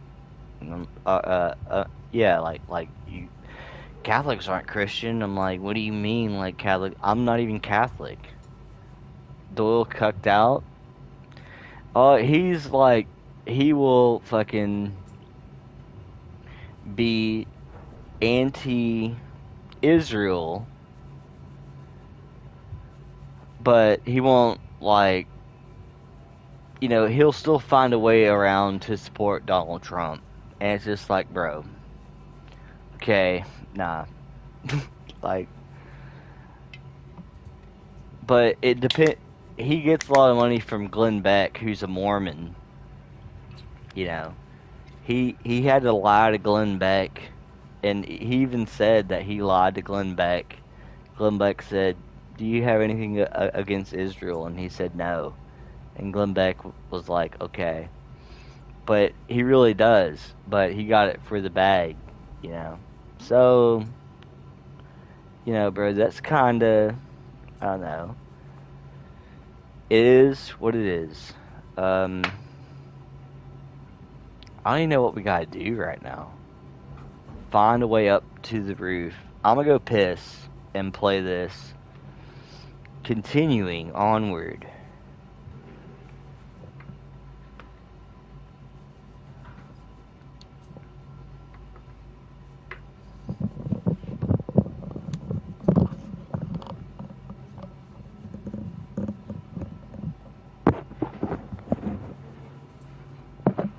Alright. No. Wait. Oh, my beer's in the way.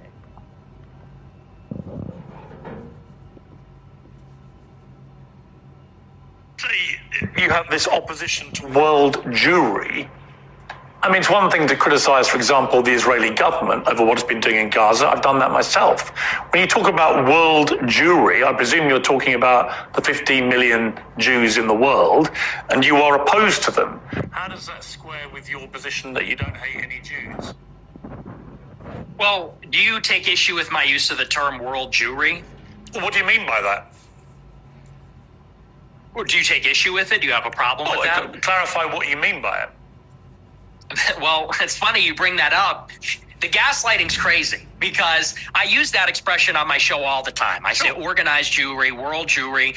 And do you know that for like 30 years, the World Jewish Congress has an annual keynote called the State of World Jewry? Barry Weiss has given it. You can look it up. It's on YouTube. She gives the State of World Jewry address. But Nick, what do you mean by it? I mean, you have to talk about, you know, there's a concept of Jewish peoplehood. It's the sense that they are part of a common nationality, a common tribe, a common people. And so where they reside in Israel, the United States, or Europe, or elsewhere, they see each other above or maybe on a different level alongside their nationality, their state, wherever they reside. If they're in Germany, France, the United States, they see themselves as part of a transnational nation, of an international nation. The Jews in America, the Jews in Israel, they identify as Israeli or American, but they also have something in common. They identify as part of a common nation, which I would say there's a world Jewish population. It's world Jewry. And world Jewry has representatives. There is such a thing as the World Jewish Congress, where they actually elect, it's democratic, all the local Jewish organizations elect representatives to represent proportionally the Jewish population in their area at the World Jewish Congress. And it's sort of like Davos. It's like the World Economic Forum, but it's exclusively for members of the Jewish nation that exists across the world. And so that's a real thing. And I didn't make that up, and that didn't come from 4chan. It's like I said in that clip, I read what they write.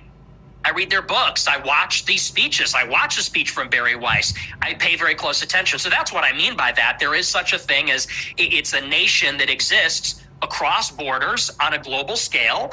They're organized, and they have a national self-interest as that nation, as that tribe. So if you don't hate any Jews, what do you like about them? I like a lot of things about them. I think they're funny. I think they're smart.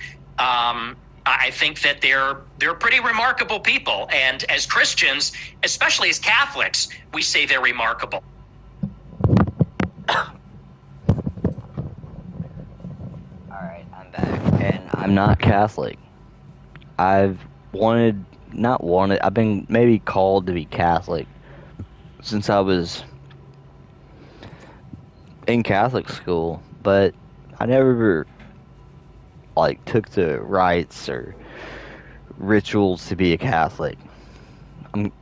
Now that I'm older, I feel like I want to be Catholic because it has the base traditions and stuff, and I think truly honors Christ. But I don't know, I just want to call myself a Christian. That's all.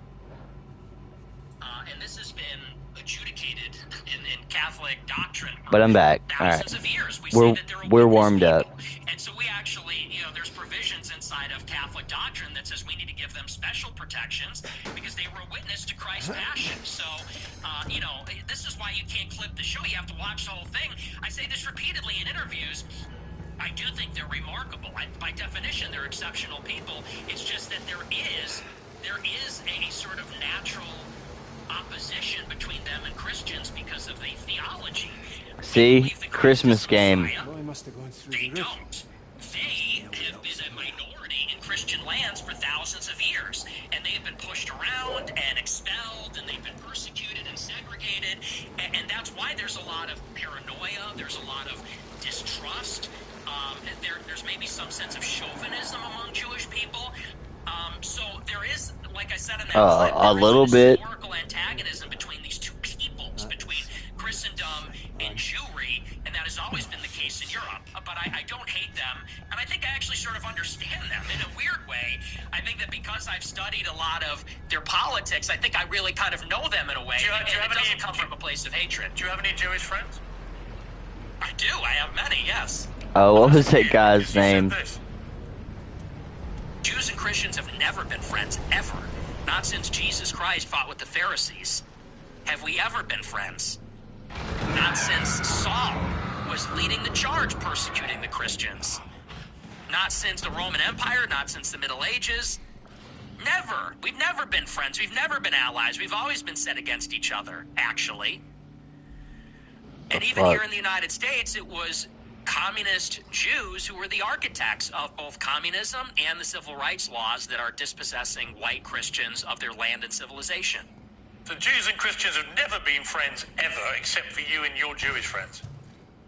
Yeah, so easy. As peoples, I have one Jewish friend. Not saying every individual Christian, and of course there have been Christians and there have been Christian converts to Judaism, Jewish converts to Christian. You're nodding your head, but you're asking this. I'm saying as peoples, they I hear you. As a Roman, I'm a Catholic like you, and I have many Jewish friends. I'm just trying to compute what you're trying to say, which is Jews and Christians have never been friends ever. And I'm like, well, you have Jewish friends, I have Jewish friends, we're both Catholics, therefore we're Christians. It doesn't really quite add up. Well, like I said, as peoples, there has been an historical antagonism as peoples, and you could even say the same about blacks in the United States. Of course, there were black and white people that were friendly with each other, but in many ways they were set against each other as groups, and I think that's easy enough to understand. The reason that many people think you're anti-Semitic is that you have regularly downplayed the Holocaust, and in particular the number of Jewish people who were murdered by the Nazis. It's been said that you believe no more than several 100,000 have been killed, and I want to play you this clip. People talk about, what about the gas chambers? Well, to the extent that that's real, this is I find Kino. that hard to believe, but to the extent that's real, there have been atrocities committed and genocides committed in all times and all places. Let's acknowledge why Hitler casts the long shadow. because that confers a political benefit upon the Jews. That's why. It doesn't really sound correct to me. Wait a second. It takes 1 hour to cook a batch of cookies, and you have 15 ovens, probably in 4 different I remember this meme, bro. every day for 5 years. How long would it take you to make 6 million? I don't know. It certainly wouldn't be 5 years, right? The math doesn't seem to add up there. And Ben Shapiro recited this like an angry fucking Jew that he is. It's funny. It's amusing what you're doing because, you know, that one was a joke. But do you want to talk seriously about the Holocaust? Yeah, I do, actually. I mean, I just find it extraordinary that you would think the Holocaust could ever be something that we can joke about. Why, too soon? Too soon? Is it too soon to make jokes? How many people do you think died in the Holocaust? How many Jewish people? I don't know. I'm thinking maybe 7 million. What's the number? 7, 6 million, something like that. So you 8 million? You concede that 6 million Jews died in the Holocaust. Possibly more. Possibly more. All the time. So it could maybe even be more than that. So why have you doubted the numbers in the past? I'll tell you why. I really think that every death is a tragedy, however many Jewish people died in the Holocaust. And I'm not a World War II historian, so I'm actually open to believing the official narrative, and I've read some of the conspiracy theories. And to tell you the truth, it's a rigorous debate. But, you know, what's interesting about this is in many countries it's not even legal to talk about it. And that's really where my interest in the Holocaust begins and sort of ends, to tell you the truth, is that if you wanted to question the number, you would be put in jail in about, 17 or 18 European countries. And I think that's really the more interesting conversation, which is that this is almost like a religious dogma in the West. No other genocide, no other atrocity is treated like this. Could you imagine if in the United States they said the number of Palestinians killed in Gaza is 100,000, and if you don't say that, you're going to jail, you're banned on X, you can't have a job? That's the part that's totally insane. And a lot of people, they can't even make up their minds. I think it's actually done a disservice. If your goal, and I'm not saying you as Piers Morgan, but if your goal, if you're an advocate for awareness about this, if your goal is to convince everybody that this is the way the Holocaust happened, I think the last thing you want to do is say that everyone that disagrees is in jail and is banned and you're not allowed to say it. So there's really been no open debate about the subject since the scholarship started to be produced about 60 years ago. There is no debate to be had about the number of people who were murdered. Why not? Even the Nazis in the trials after the war confirmed the numbers. The amount of the plea deals that was recovered, notwithstanding the attempts by the Nazis to destroy it, the amount of documentation that was saved and preserved and used for trials and for historical record is unprecedented in the history of the slaughter of human bullshit beings. on so that. we have a very clear idea of how many people were gassed to death in the gas chambers. We have a very clear idea of how many were starved to death, were kept in ghettos, died of disease, of forced labor, of death marches. We know how many Jews were slaughtered. It's at least 6 million. What's interesting to me is that you appear to now concede that, which may be news to a lot of your regular viewers who have constantly heard you quibble with the number of Jews who died in the Holocaust. For the record, just to confirm what I think you told me, you do now accept that at least 6 million Jews were killed in the Holocaust. Well, no, I said it could even be higher than that. Well, it could be higher. That is true. It's at least. I think you're right. It is at least. Oh, it's at least 6 million. But it could be 100 times more than that. Okay. The people are going to be. But let me respond to the rest of your question. Sure. What you're saying, I understand where you're coming from when you say it has been documented and there are confessions and so on. Let that speak for itself. But you don't see, your show is called Piers Morgan Uncensored.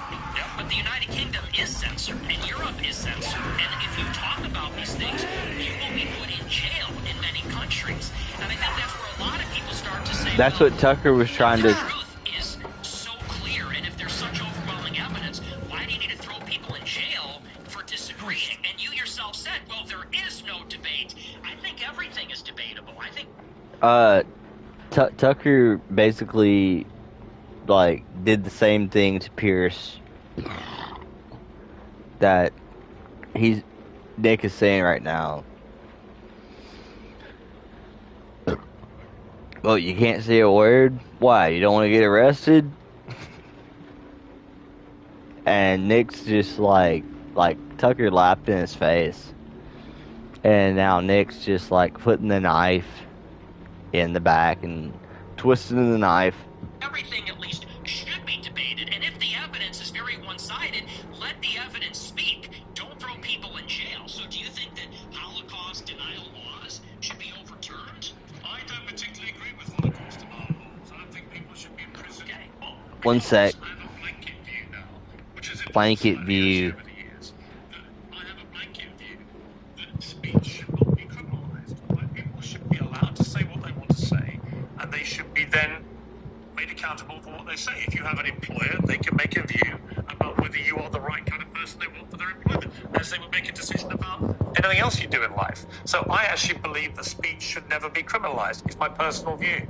I understand why in places like Germany they have strong laws about it because they want to move on from what they believe was the most shameful moment in their history. I understand that. Do I want that in my country? No. Am I appalled by what has been going on with free speech in the United Kingdom in the last 2 or 3 years? Absolutely. It is ridiculous that people have been frog-marched to prison cells for stuff they put on social media. Right? So, yeah, I do. I think what is more interesting to me about our exchange is I was not expecting you to go the opposite way. I was not expecting you to be so emphatic that at least 6 million Jews died in the Holocaust. There'll be people watching this who I think will be very surprised by that, because you have built a reputation for being, if not a Holocaust denier, that somebody constantly questioning in a downward way the number of Jews who are murdered. That doesn't appear to be what your position is now. No, and here's what I would like to see for my entire career.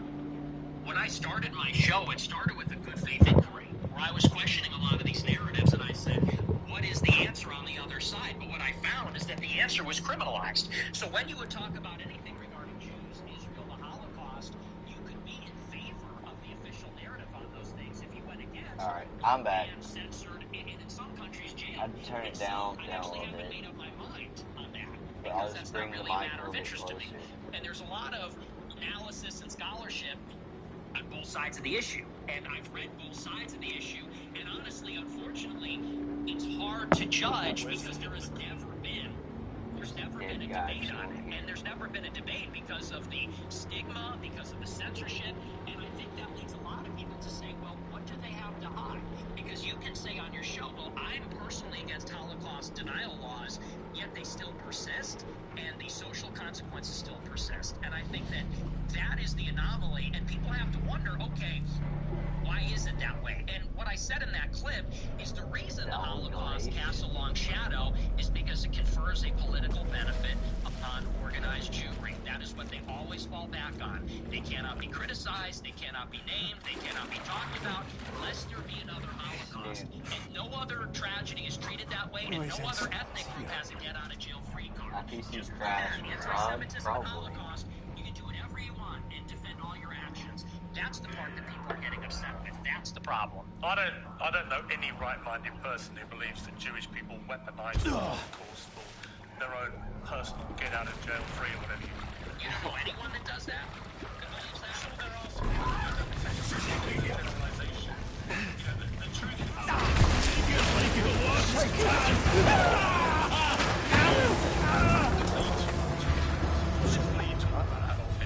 I've got to go. Hitler was a pedophile and kind of a pagan. It's like, well, he was also really fucking cool.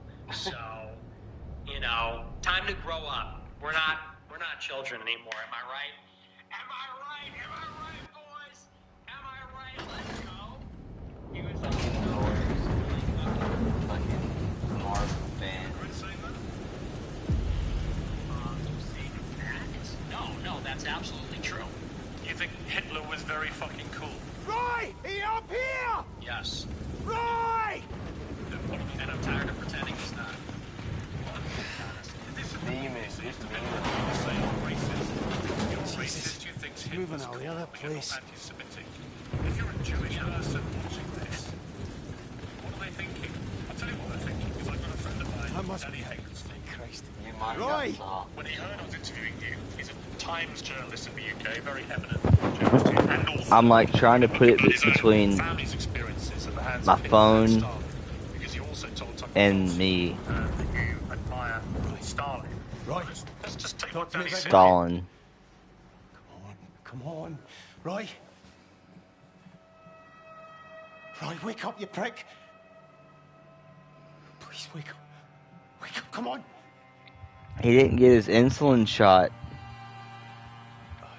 Chocolate Mousse Gang, it's over.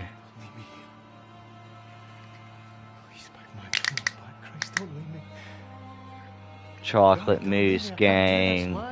Let's go. I'm fucking terrified. What am I going to tell Susan? Hey.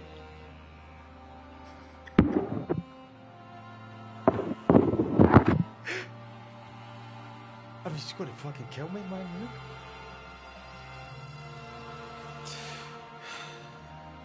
She loved you, big man.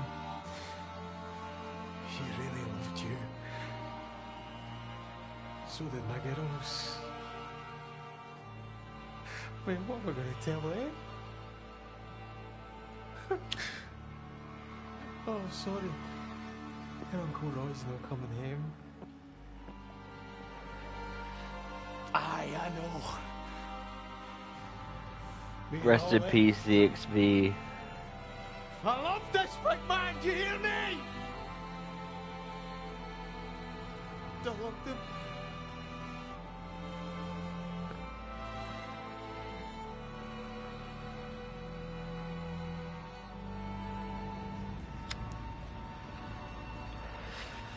Yeah, Rip. What the hell is this?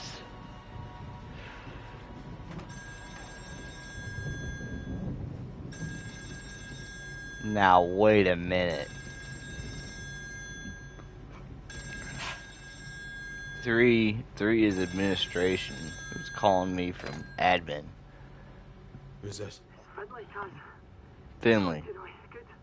Look, Kaz, the water's up to admin, so I couldn't get to Marine Control.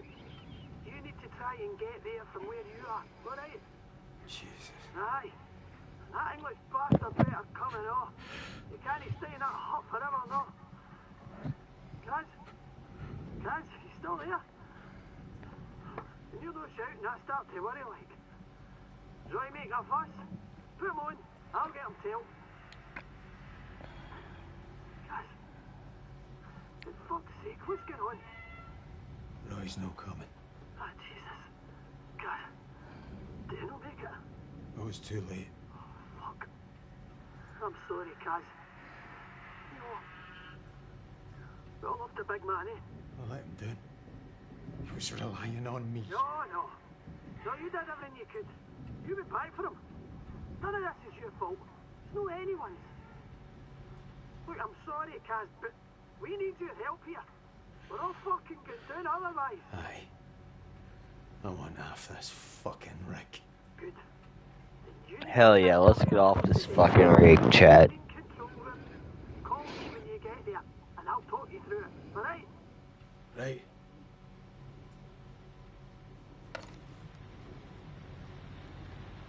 Get to Marine Control.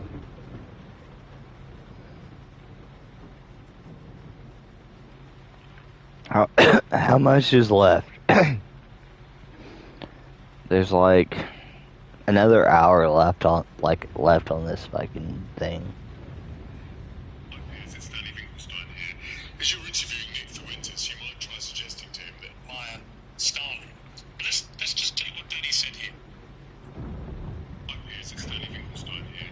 As you're interviewing Nick Fuentes saying that he admires and celebrates Stalin's birthday, I think is cringe. I think that's retarded and gay, bro. Like, who even remembers a communist birthday?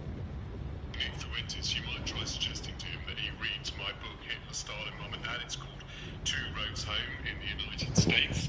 Since he says he's on Team Hitler, you might like to ask him about the fact that Hitler arrested my mum, tried to starve my mum to death, did starve my grandmother to death, sent my great aunt to the gas chamber, my great uncle, my cousin, my grandmother on my father's side ended up being one out of 7 children, the only one that survived the war. So you might ask him whether he wouldn't rather be on Team Mum rather than Team Hitler. And as for celebrating Stalin's birthday, well, Stalin took my father, sent him to a state collective farm, sent my grandmother to a state collective farm, sent my grandfather to the Gulag. You might ask Me mom, me dad. celebrate Dad's birthday rather than Stalin's. It may all be a big joke to him, but he complains. Me mom, me dad. Someone tried to cancel him. Well, Stalin. Why'd you cancel these nuts, bitch? My dad when they were 10 years old, so perhaps he might like to reconsider his joke. Why'd you reconsider these nuts? Like, what is this? Some fucking crazy fucking app ad.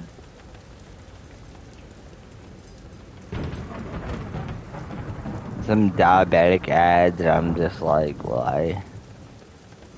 Of your jokes, although I haven't ascertained yet whether you are joking when you say that Hitler was very fucking cool. Are you joking, or do you actually think he was very fucking cool? The most genocidal monster of Boy, mate, the I'm. last 150 years. Yeah, the thing is, my generation, we're just done with the pearl clutching, you know? Yeah, you might be, but then your generation hasn't gone through what Danny Finkelstein's family went through. Danny So Finkelstein's family. has a way to go. Families whose family members. Oh my gosh, yeah, we got all that. We, you know, like we're, you know, I don't even know who this person is. Why is this person talking to me? This old British guy is saying, "Me mom got killed by Hitler." Is it find it funny when you say Hitler's very fucking I don't care. I don't care. I know you don't care. That's fine. You don't have to care. But he does care. Does that guy care about America? Does that guy care about me and my country and my family? No. He cares what you, That's a the prominent problem. conservative in America, Dingle has to say Swing, about oh no. Adolf Hitler. And what do you mean by Hitler is very fucking cool? Because I think he's very fucking a monster. I think he's a very fucking monster. And that's a clip. I think That's he's a- very fucking a monster. Do you hear yourself? Yeah, I mean, do. Can we all grow up? I do. Can we all grow He up? murdered That 12 is just million childish. people. He murdered 12 million people. What is very fucking cool about that? 12 million people. The edits, it's just cool. The uniforms, the parades, it's cool as a guy. You look at World War II, and it's fascinating, and it's interesting, and it's compelling, and it's cool. And, you know, we're just tired of saying these kinds of things. We want to talk like real people. And What do I have to do? And then we literally get an old Jewish guy from England who's going to say, "Oh, that died very funny, mate. Your mom died." And it's like, shut up. Like, you know, no one is in favor of genocide, so let's just get that out of the way. We're not in favor of a Holocaust or genocide. You think if half your family years ago. What is going on? I can't even move, bro. You'd still think he was very fucking cool. Or would you think that The actually game he was is a despicable monster fucking who murdered 12 million people, who targeted people 12 million because they were people now. disabled, or Jewish, or Romani Gypsy, or whatever it may be, and that he systematically destroyed people, incinerated them in gas chambers? Do you think that you would find it very fucking cool if your family had been through that? Or do you think you would find it very fucking I can't sinister? move, bro. And perhaps moderate the number of times you laugh about it, or want to joke about it. This is a holocaust in itself right now. Danny Finkelstein. About what happened to his extended family at the hands of the Nazis and your other hero, Stalin. See, my point to you, Nick Fuentes, is that in parts of this interview, you try to come across as moderate, but every now and again the mask slips, and it's slipped again here with what you say about Hitler. There's nothing very fucking cool about Hitler. We know that from history. We know There's a lot of cool shit about Hitler. Come on. conceded that he murdered at least 6 million Jews. So when you say he's very fucking cool, Jewish people watch this and go, this guy's disgusting. Why would he say this about someone who perpetrated such an evil? And what's the real answer? Why do you? Is it just for clicks? Is it for money? Is it just for fun?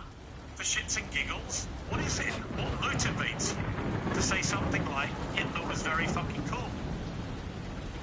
for this. It's for all of this. And the lack of self-awareness is amazing. You're a boomer. You're a 60-year-old boomer, and we've spent maybe 3 minutes on you saying, he's a really fucking monster. He incinerated people. This.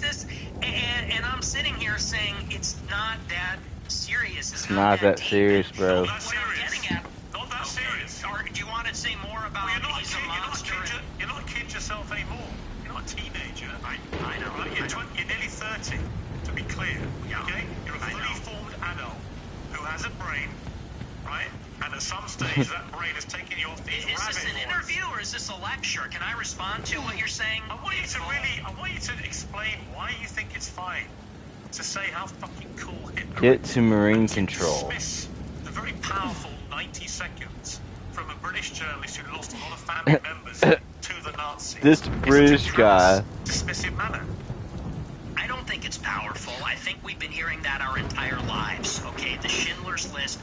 Let's just be honest. The propaganda is over the top. We have been making dinner. I'll tell you about it. We have been. We got it. 3/4 making dinner. How about that? Westerners for our entire lives. And do you know what this has done? It has taken away any sense of pride, any sense of love for our own civilization.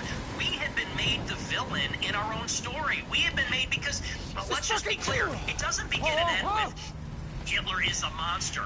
This has been the political narrative, which is why we have thrown open the borders. This is a political narrative, which is why we can't be a conservative society as a whole anymore, why we can't be proud of Europeans, why we can't be proud of being Christian. Because they've told us, if you're too white and too proud and too Christian, it's going to lead to a Holocaust. And so my generation, our entire lives, wait. No, it's true. And that's why people like me. That's why I'm popular, because this is bullshit. Nick is right. It's a crock of shit. Christ won. Me mom and me dad. Crock of shit. What the hell?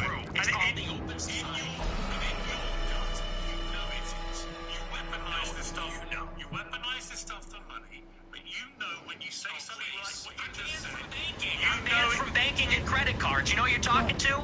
I do it for money. How much money you do? Company's worth $100 million. Your company's worth $100 million. I was banned from Bank of America. I'm banned from processing credit cards. You shouldn't have been. But I am. So don't tell me I'm doing it for money. Well, ask me my opinion about that. I'll tell you shouldn't have been. Right? I don't agree with that. What happened? Then don't say I'm doing it for money, because you know that full well, and you say it's how much money? How much money? On just fucking on. Piers, hang it up. You're done. I'm making a lot of money now. Yeah. Now what that the I'm fuck? the number one live streamer in America, because people agree with me more than they agree with you. We're tired of hearing about slavery and the Holocaust and Jim Crow. We're done hearing about that. You guys over Yeah, I'm not done hearing about that. Okay, well, you know, your generation's on the way out, and Generation Z is coming up, and we're finished with that. We're ready to take our country back. I've got three we're not sons. listening I've to got crime three minorities sons. anymore. I've got three sons. They don't share your views about slavery and about the Holocaust. They can have decency, compassion, and humanity. What the hell, man? So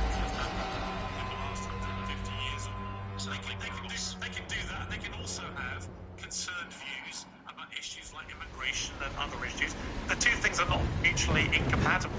You can have different views about different things. It's your lack of humanity and compassion for people about things like the Holocaust, about slavery. It's that people find so contemptible. And I don't understand why you need to do that. Again, I just ask you, is your motivation financial? Is your motivation for fun? What is the motivation for saying these outlandish things, which you don't need to say, and which I suspect, I don't know, I suspect a lot of it is performative. So what is the motivation? I'm an iconoclast. The Holocaust is treated blasphemy laws, and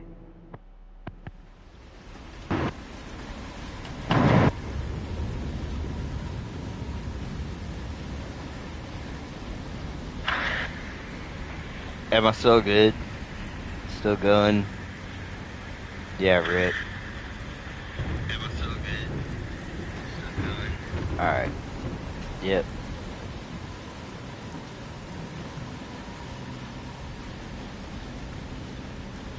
Alright, I've got to go down this fucking thing. somehow.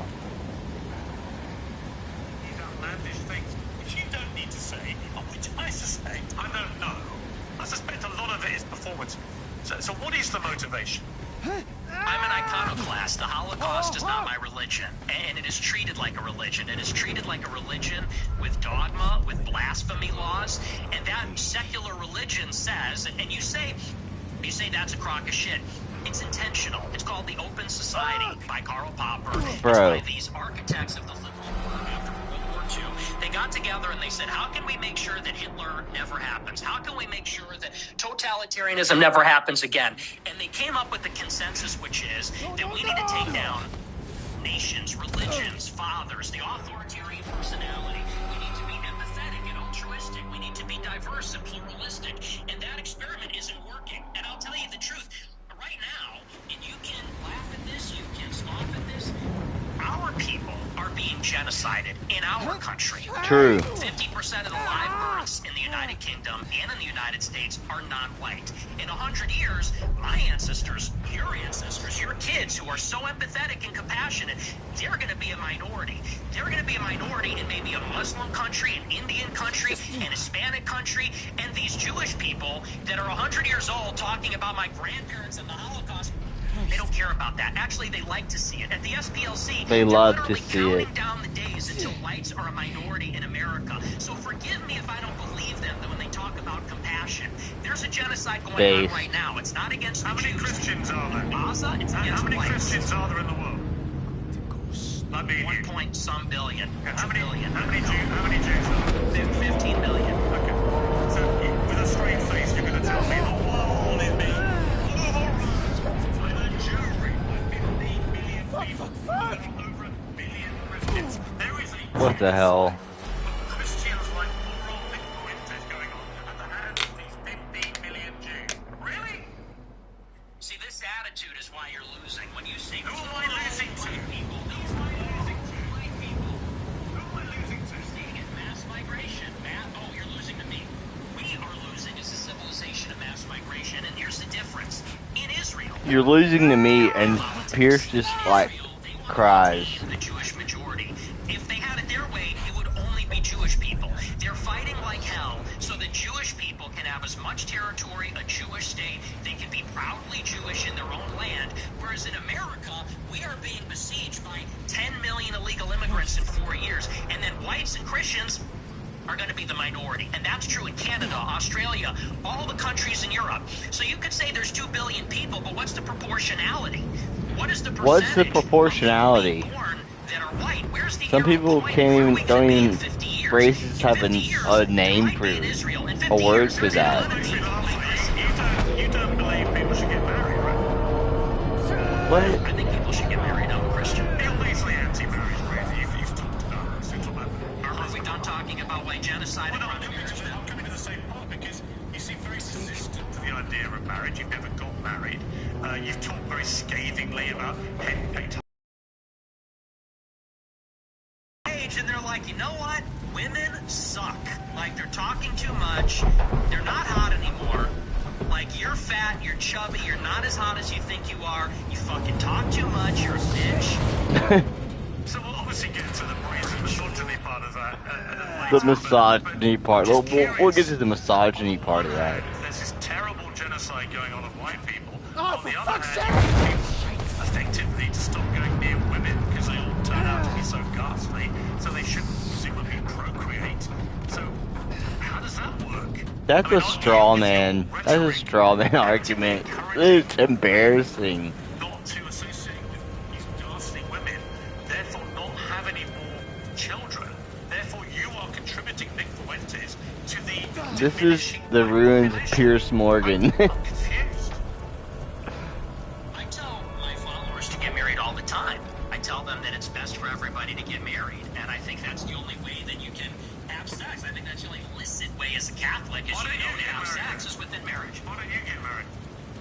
I'll get married later. It's This interview ain't half bad. People are shooting at me at my house. I don't know that I don't want to have kids and a wife. You know, my wife would be screaming about that. Me, you know, I have to be able to. My take respect risks for Nick has and say these improved. things. It's difficult to bring a family into a life Remember, that's at like that. But for marine my followers, engineering I tell them to control. get married. But what's happening with women? You literally just told your followers, hang on, in that clip you literally told followers, women, they get old, they get fat, they get ugly, they get very annoying. So where's the incentive to get married to women? There isn't one. You're actively telling them You're extrapolating. You're extrapolating and saying, well, you say women are annoying, so therefore, what's the incentive? We have to do it in spite of the fact that they are annoying. We have to do it in spite of the fact that they talk too Oh much. shit. We can get into Oh, you and all. Nice and slow.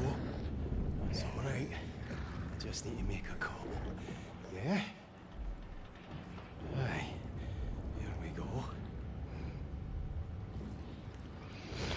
Holy shit, bro. This is like...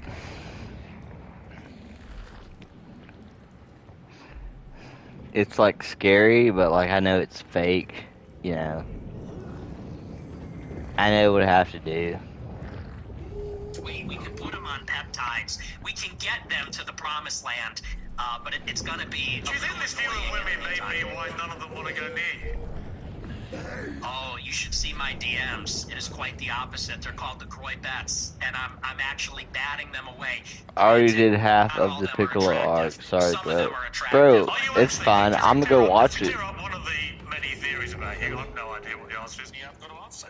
I'm at marine control. Attracted to women? I'm not alone. Fuck. Is it that bastard Rennick? No. Jesus. It's Roper. He's all messed up. Guys, listen to me, alright? Listen. Alright. We need to keep it together. Alright, just tell me what to do. There's only 2 switches. You just have to find them. First, find the ballast operations panel. There'll be a switch there to put it into manual control. You flip that switch. Go do that, and then I'll talk you through the next part, alright? This stream is dedicated to Akira Toriyama. This whole stream is dedicated to Akira Toriyama, who was a hard man. Let's go. Alright, you have the shit that I need. The fuck? It's alright, pal. Here we go. I'll look after this now, alright?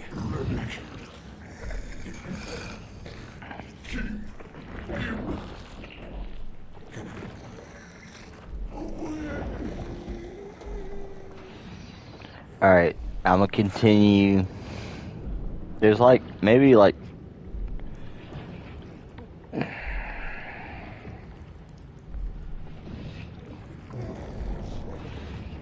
$40 minutes left on this. I am attracted to women. You're not gay? No. No.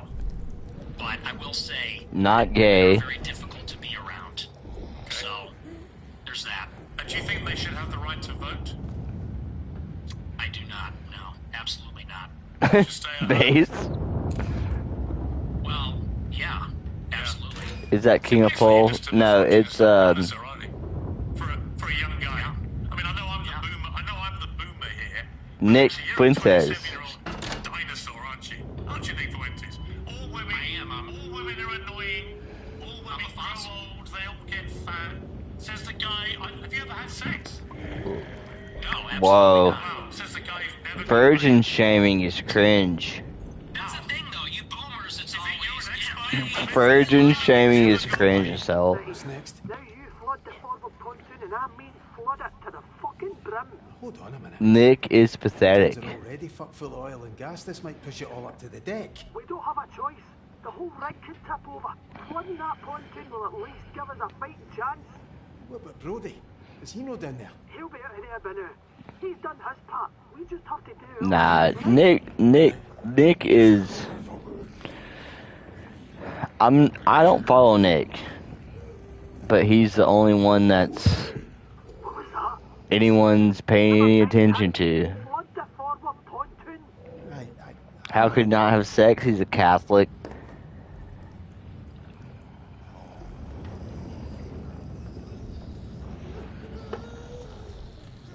Yeah, we are going going back to the Stone Age. You're absolutely right. This, you know, you're talking about empathy, and your kids are empathetic, and they would never laugh at a joke about the Holocaust, and you're a misogynist. You're a simp yourself. You're totally henpecked. That's the problem. So yeah, we are going back to another clip of yours about them. Piers is about to play another clip about how. When I say raped, I mean like, that sounds bad when I say it like that. But there's like a lot of women that really want a guy to beat the shit out of them. But also they have to pretend, but part of it is they have to pretend like they don't. You think women want to be raped, do you? That's what the studies show, Piers. That is what it's just science. Have fantasies. It's they science. Have fantasies about it. I don't think that they want to actually get raped. But there's a study out there. Get ready for this. It says 62% of women have rape fantasies. And if you read anything that they're reading, if you watched what they're watching, what do you think 50 Shades of Grey is about? What do you think Twilight is about? I mean, that's just true. It's true. That's just facts. Yeah, and it's very disturbing, but it's true. Do you think your views on women might change if you actually ever had a relationship with one or had sex and actually had a proper relationship? I mean, people say the reason you're so angry about women is you're basically an incel. I'm not angry about it. You sound very angry. Piers sounds more angry than Nick. Finally, what am I looking for again? You need to flood the forward pontoon to maximum level. Off you go. Alright, I'm not gonna do that. I'm probably about to end it.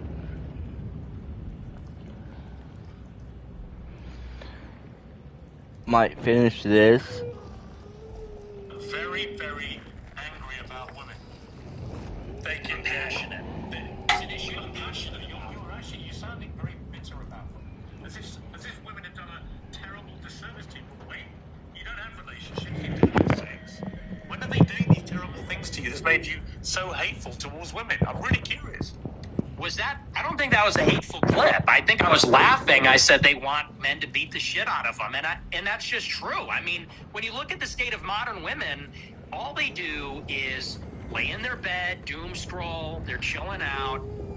They're getting a little fat. It is what it is. I don't know what the average weight is, but they're getting a little heavy. And any guy that is playing the field these days will tell you that. I mean, and I know a lot of the chads. I am an incel. I'm friends with a lot of chads like Bradley Martin, Clavicular.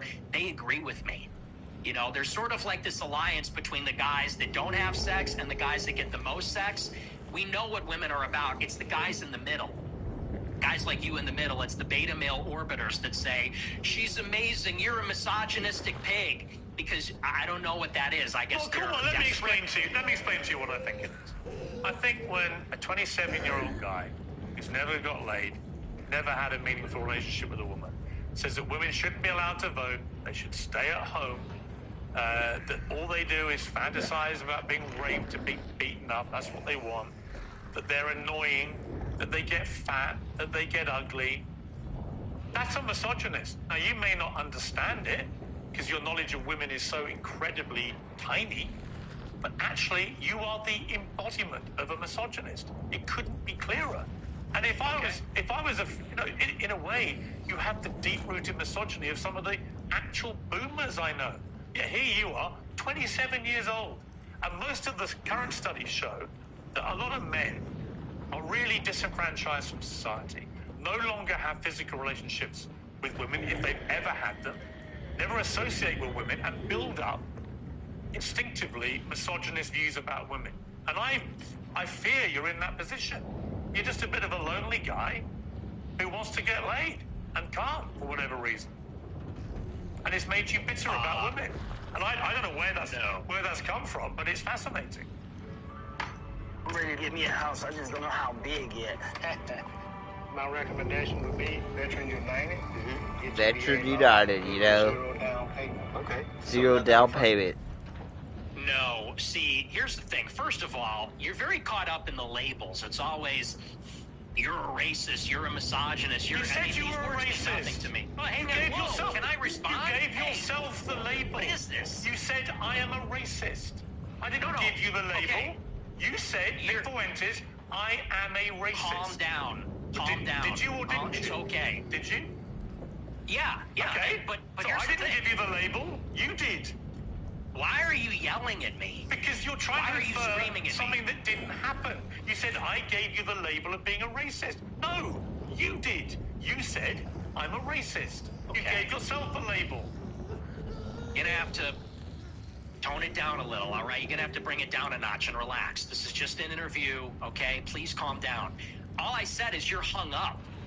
I didn't say you gave me that. Maybe I did. You did. But here's what I mean. What I mean is you're just hung up on I'm proving you're a misogynist. Okay, you're a racist. Okay, you denied the Holocaust, and I'm not about the labels, you man. Didn't deny I'm just the Holocaust. past that. As I said to you, look, Nick, as I said to you, I just wanted to go over the stuff that you know everyone uses out there about you and get you to respond. And we are getting, I think, a long way in this interview. Right? Okay. You didn't deny the Holocaust. You accepted there's been a Holocaust of at least 6 million Jews. I'm a maximalist. I'm a Holocaust. That is significant. You did admit you were a racist, and you have spelled out a thought process about women, which is the purest definition of misogyny that I've ever seen. And you said you're not gay. So we're getting somewhere. Yeah. Well, and I own the labels, okay? But I just don't care that much about them. That's fine. I feel like the whole. I'm not saying this is like a weird. I'm not saying you have to care, Nick. You don't have to care about any of it. I promise you. Right? That's not why I got you on the show. I wanted to give you a fair crack, which I think I had. We've gone over a lot of stuff. We've got a bit more to go on. I genuinely don't think I've ambushed you with anything you couldn't have been expecting. No, I don't think I've been overly hostile. In fact, when you've asked me to calm down, I've calmed down. I don't want to have a hostile, angry, shouty match with you. I simply want you to spell out exactly what you've meant about all these things, and people can then be the judge of it. So let's take another break, and we'll come back and talk about Donald Trump, Tucker Carlson, Candace Owens, and others. We're not. Christmas is peak time for online shopping sprees, but that also means it's peak time for hackers. You fucking limey. Tell Trump. Increased Fuentes service. Just scan the QR code on the screen or go to expressvpn.com/Piers. Okay, back with Nick Fuentes. You began your show in 2017, the same year as Trump was inaugurated for his first term in office. You supported him at that time, but you've grown increasingly disillusioned, I think it'd be fair to say. Let's play a recent clip from you about Trump.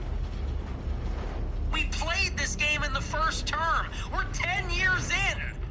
And you still have these people, I hate to say it, but they're just like in denial. And they're like, okay, everybody, let's all go on Twitter and let's tell Trump, don't screw over your voters. Okay. Hey, Trump, don't hire John Radcliffe in the CIA. Like, what are we doing? We lost. It's over. The time to make demands was during the election when he needed the votes. He's a lame duck president. He doesn't need anything from us. He's not even on Twitter. He's on Truth Social. So what are you talking about? We're going to all rally and tell him, don't hire yet another neocon? Now, over the weekend, you posted this on X. You said performative cruelty is the perfect phrase to characterize the Trump admin and the mood of the MAGA movement. In order to compensate for his compromises and failures, Trump has to fall back on mean-spiritedness to appeal to the basest instincts of his followers. It's really sad. I mean, do you think you're the best person, Nick Fuentes, to lecture people about performative cruelty? Why, are you accusing me of being cruel? Is that what that is? Yeah. How am I cruel? Whoa. You're cruel about black people. You're cruel about women. I mean, you're cruel about a lot of people, and you're very performative. Okay. What's this? I don't think I'm performative. The hell is this?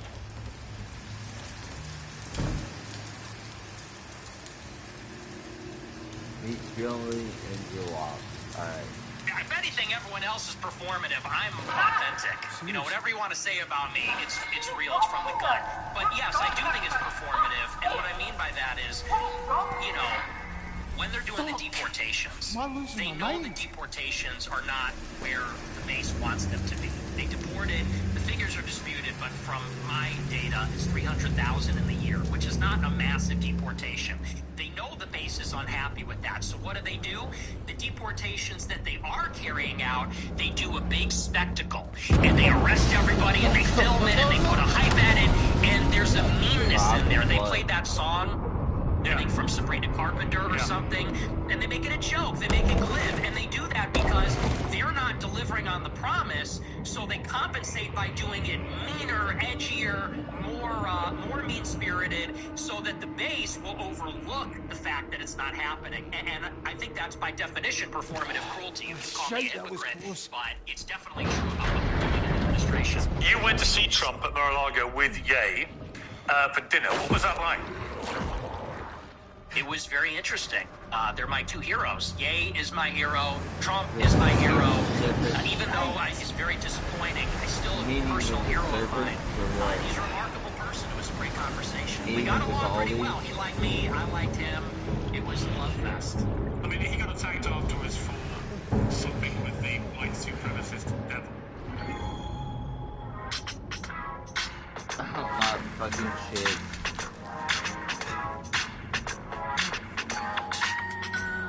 What is this? Do you accept you are a white supremacist? Yeah? No, absolutely not. What the fuck? You don't think white people are superior to black people? No, I'm a Christian, so I believe everybody is equal before God. I'm a Christian. Including women? Yes. Do you give women equal rights? No. Right. Okay, so you just talked a lot of bullshit. No. Why are you mad about this? No. You want women to be treated equally before God. You think there's two genders? I do think there are two genders, yes. Okay.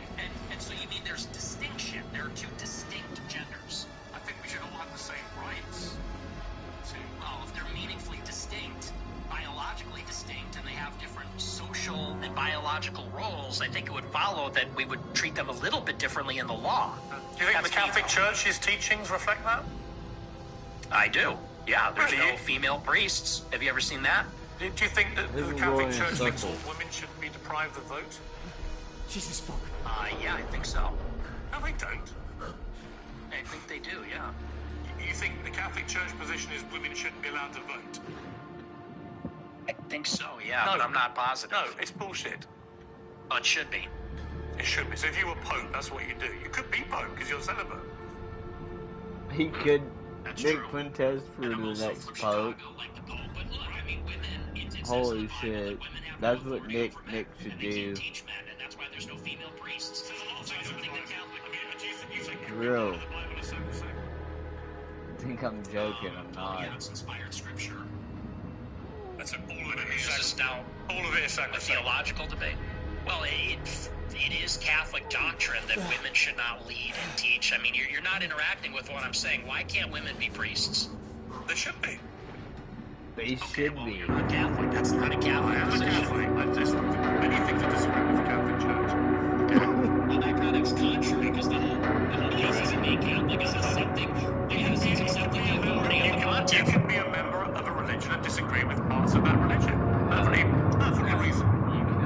You could be, well, yeah, I mean, you could say you're extremist. True. If you're extremist, you can obviously. That's just not rigorous. Never That's just deviate if sloppy. you're an extremist. Even the Constitution. Even the Constitution been amended. Was it 2017? We were talking about this sacrosanct doctrine. It's been amended 2017. This is not rigorous intellectually. This is very It's just a statement of fact. Theology. Okay. But it's fine. Where were we? We're talking about Trump, and somehow we got into Trump. You're white knighting for women's rights. On Trump, I think women should have the same rights as you and I. You don't. That's fine. Put on the pink hat, bro. Put on the pink hat. Waiting. What's the pink hat for? For the march, for the women's march. Are we going to see you at the women's march, protesting for women's rights and all that? I think women should have equal rights to men. Period. You carry tampons in case your female friends get married or something. Like, it's great.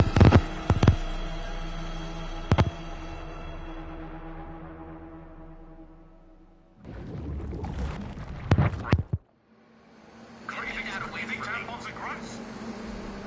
Yeah, they're really. Pause.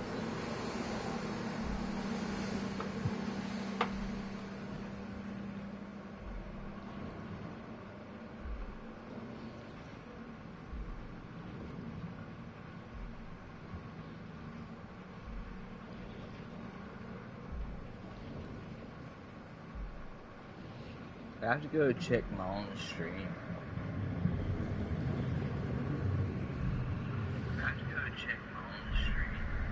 My own stream is good.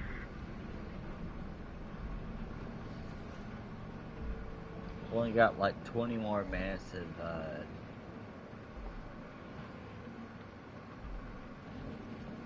these, like, I don't know. It's in case your female friends get a period or something. Like, it's crazy. Like, I'd have no problem giving a female friend a tampon, would you? I don't suppose you've ever seen a tampon, have you? Gross. Absolutely not. You think tampons are gross? Yeah, they're filled with period blood. Yeah, it's kind of gross. Wow. Are you into that? You like that? Have you ever seen a lot of tampons? I don't think you've ever seen it, have you?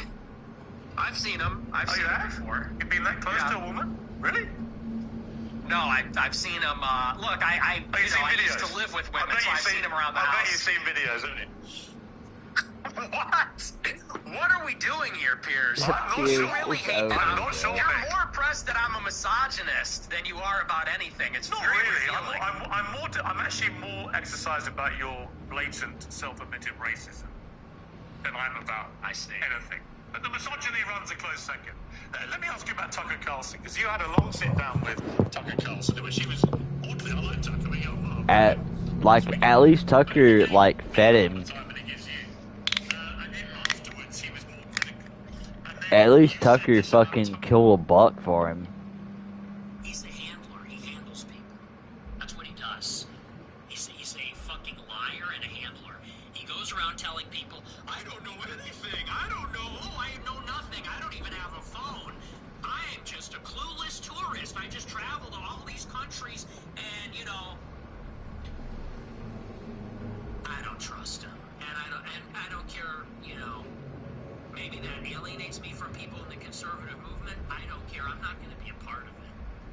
I'm not going to be a part in whatever that is. Whatever that CIA bullshit is, I'm not going to be a part of it. So, now that I've heard enough from Tucker, and I've heard enough from other people, and I've seen enough, this guy's not who he says he is. Not an out.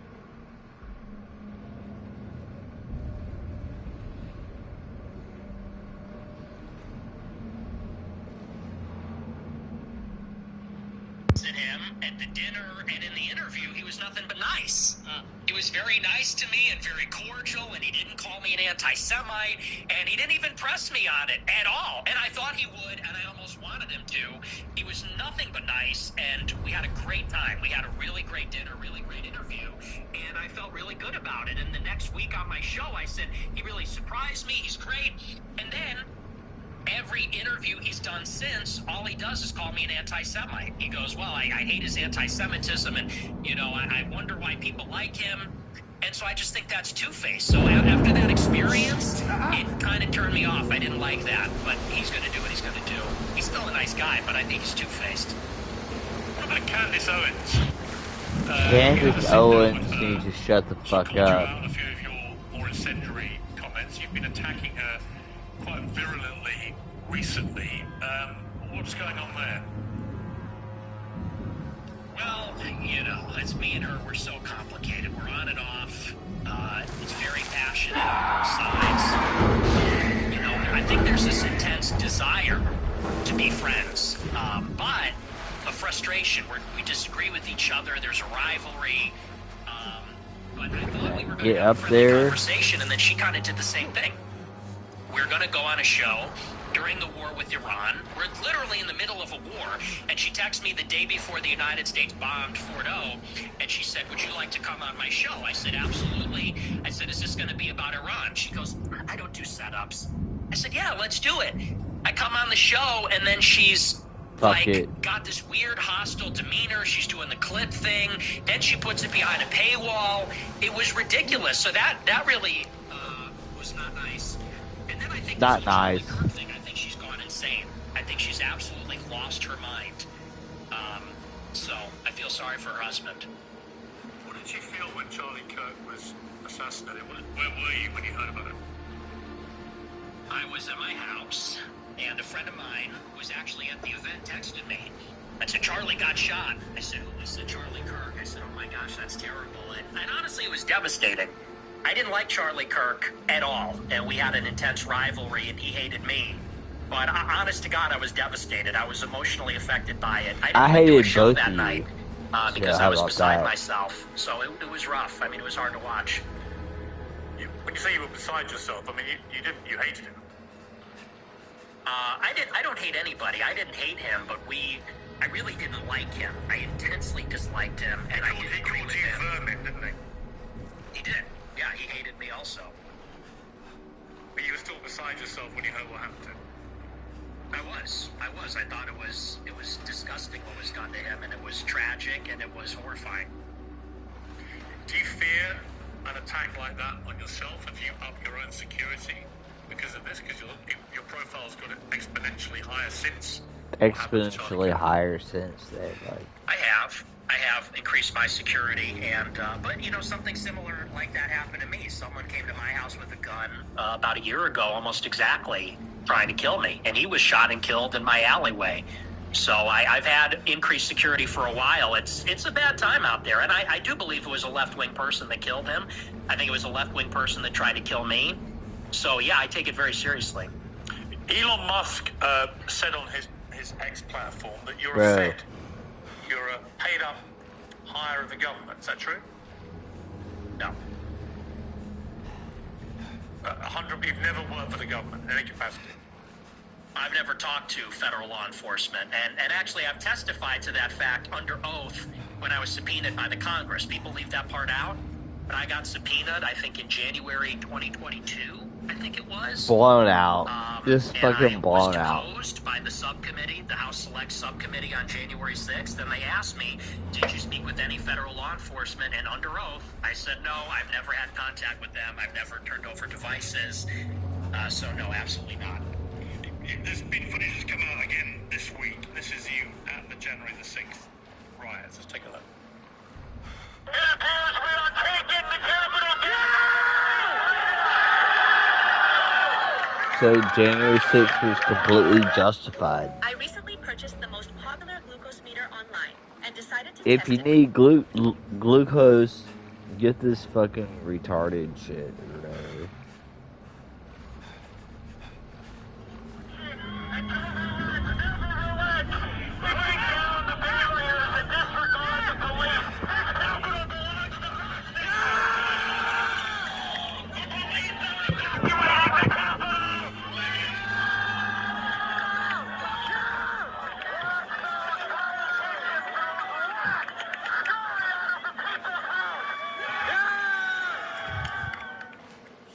So you're heard there shouting down your loud hailer, break down the barriers and disregard the police. Capital belongs to us now. What did you mean by that? I think it's pretty self-explanatory. The Capitol belongs to the people. Disregard the police. So you don't support law and order. No, I support law and order, but on that day, the police were brutal. The police killed somebody, Ashley Babbitt.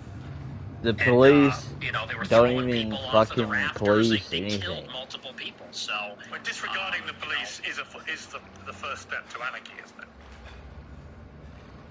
well, I think the first step to anarchy is when the government rigs the election, which is what happened. That is when the government loses its legitimacy, and its enforcers, consequently, do also. Well, That's exactly what happened in 2020. There is no evidence the government rigged the election. You know that. You're a bright guy. Well, let's talk about it. You want to talk about the election of 2020? Yeah, I think Trump lost it fair and square. I think he fought the wrong argument about. Let's talk about it. I've said Yeah. to his face. I agree. The argument he should have said is that the deliberate suppression of things like the Hunter Biden laptop scandal from the media, by social media, by big tech, was actually a deliberate attempt to subvert the result of the election.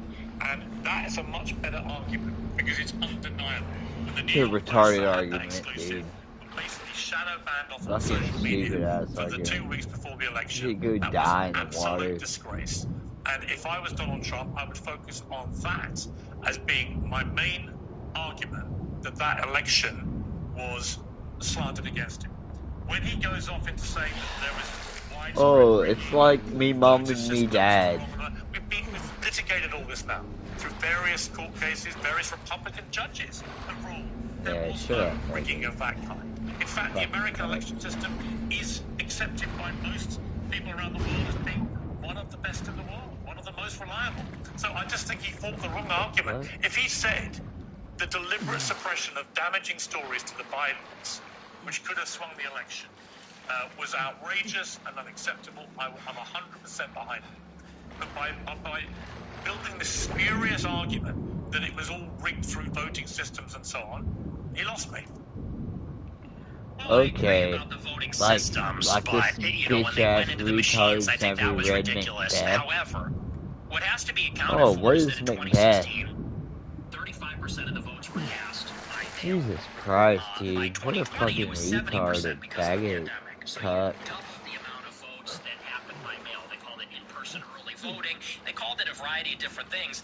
And the other thing that they changed is they solicited the mail-in ballots. So they sent ballots to people's houses. And once you do that, I mean, you have absentee balloting normally, but it's a process. You got to give your social security number, your ID. They send it to you. There's regulations in place. This is an election where they double the amount of mail-in votes, and they solicited, they sent ballots to people's houses. And when you do that, you break the chain of custody. So they send the ballot out, and then they tell people return it at a 24-hour ballot drop site that's unsupervised. There's thousands of them, and they're going to hope that all the ballots that find their way into these drop boxes were filled out by the person that the ballot was intended for. And I know that didn't happen. I'll tell you why. My uncle has been dead for 26 years. He got a ballot in 2020. It was mailed to my parents' house. And you know that was happening in nursing homes. You know that was happening in apartment buildings. But you also know that every independent body that has looked at this has concluded there was no widespread rigging, that it was a free and fair election, and Trump lost. And the bottom line is, he should stop going on about it anyway, because he won back the White House in 2024. Like as you have been so keen to tell me, move on, right? No one wants to look back too far. That's a separate argument. I mean, you could say that he should stop talking about it, but whether it was rigged or not is actually relevant to what happened on January 6th. It is relevant. It's like John Adams type shit. About it. People were furious that, Patrick Henry, give me liberty, give me death. Ballot audit in all the states fucking liars, fucking cowards. That has not happened, and certainly it did not happen. You fucking abhorrent fucking losers. This is ridiculous. They're stealing it. Like, that's what Patrick Henry should have added. But he didn't have words then. If you show me the actual hardcore, incontrovertible evidence, then great. I've never seen it. Joe Rogan asked him. He didn't produce it with Joe Rogan. It's just never been produced. Tired of soaked socks? These boots have a 100% waterproof Gore-Tex lining to keep your feet dry.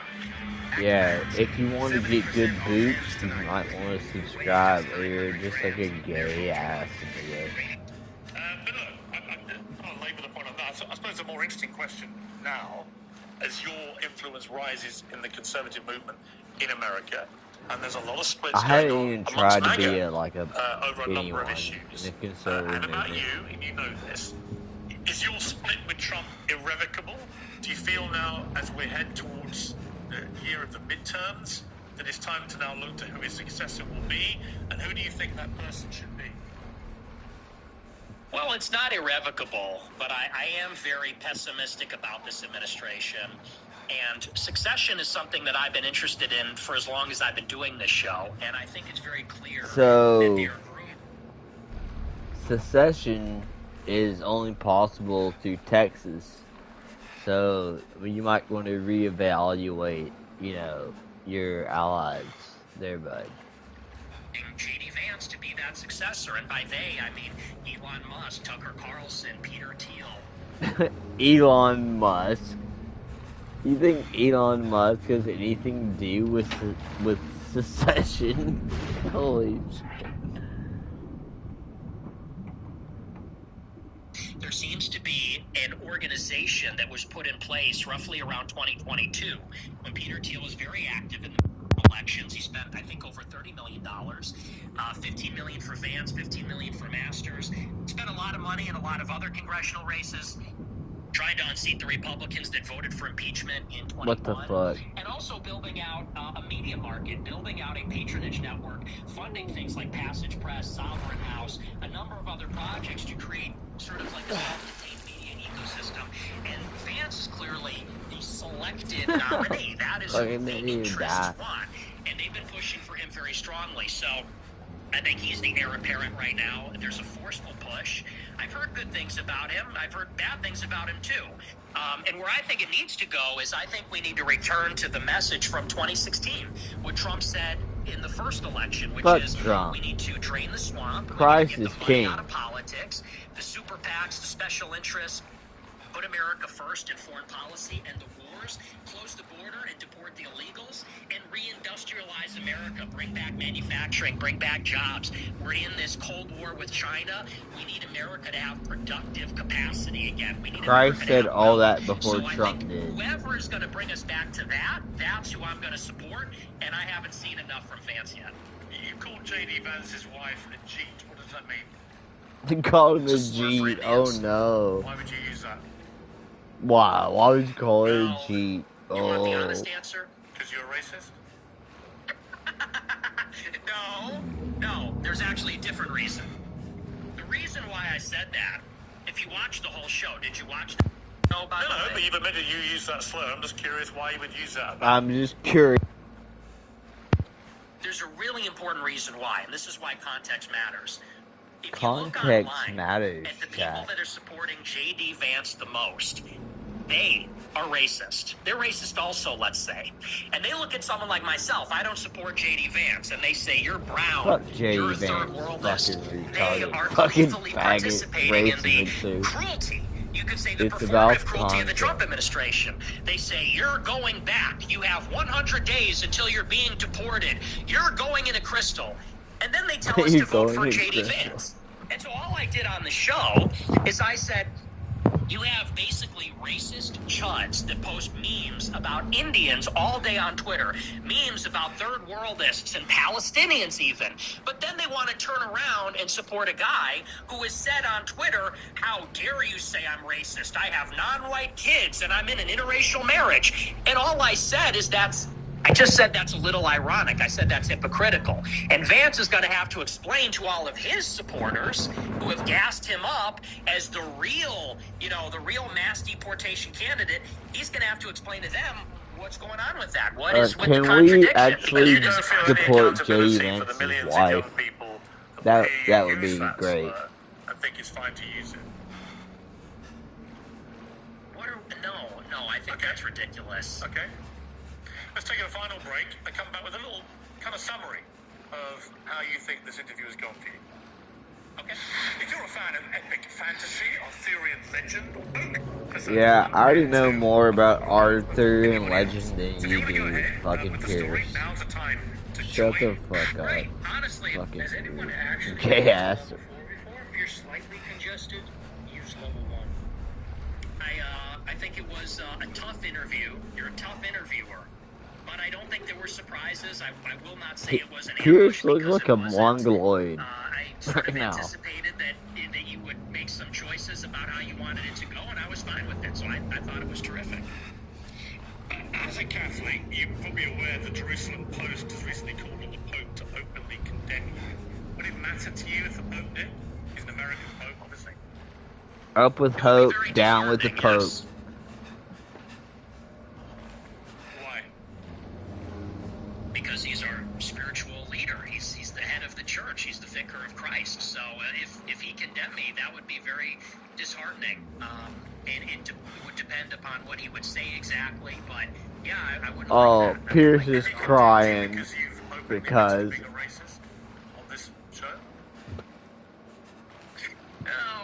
This racist. I would be disappointed if he said that, because I think that word racist, it means something different to everybody, and so I think that's just silly. I think that's just semantic. Have you ever been in love in your life? No, like romantically, no. Never. No. Do you think that's part of the problem? oh, what the What's hell? the problem? Why you are the way you are? Oh, what's the way I am? What are you trying to say? I've given people 2 hours of the way you are. You're unashamed about a lot of it. No, I recorded you for 2 hours. I don't think I have a problem. I think I'm cheerful, boisterous. Look, unlike you, I'm willing to be a little well, I guess you're willing to be provocative, but I'm willing to be very provocative, and I'm a free thinker. And I don't like to be tone policed. I don't like to be told about, people are going to tone police and play moral cop about you can't make this joke or you can't make this statement. And I think that's just about being intellectually open. I'm a believer in openness. I completely agree. I think you should be perfectly free to express Well, how yourself about you exactly freeze how to you death see fit. and tell me about it later? How you see fit for some of the things that you say. And we've been through a lot of them, and I think people who don't know you very well would have been shocked in parts and surprised in other parts. Okay, and They can see you for what you are. I think we're a lot nearer to what the real Nick Fuentes is in the last 2 hours than we probably have seen from your other recent interviews. Would you agree? No, I mean, the clip thing, we've done the clip thing. We've all seen the clip show. Everyone's seen the clips. You think you're the first one to do the ADL rap sheet, so here you said this, and then here you said that. I've been playing that game for 10 years, so this is honestly more of the same, to tell you the truth. Nick Fuentes, I appreciate you coming on Uncensored. Thank you very much. Thank you for having me. It's over. Thanks to Nick Fuentes, and my thanks to the hundreds of thousands of this special live episode of Piers Uncensored. It's done. I think it was firm but fair, but you can all make it was like not. It was flaccid and soft. Nick won. It's over.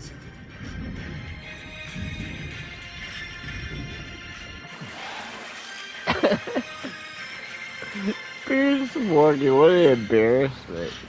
What a fucking cunt, bro. Embarrassing. Nick won. And he's a ghost of Niccolo. You don't even remember. Niggas don't even. It's a ghost of Cletus now. I'm gonna give a shout out to everyone that I can scroll back and see. Cool Tactic, SO Archivist, Third Floor, Code of Truth, let's go, Imperative Forge, Hard Man, let's go. There were other people too, I just can't scroll back that far. Warriors of the Shire. Warriors of the Shire, this nigga. Code of Truth, Cool Tactic, yeah. We're dying on Titanic on a sub-pontoon or whatever there, bud. Hope you don't die. Fuck Shaggy, I hope he fucking goes to hell. And that's true. That's facts.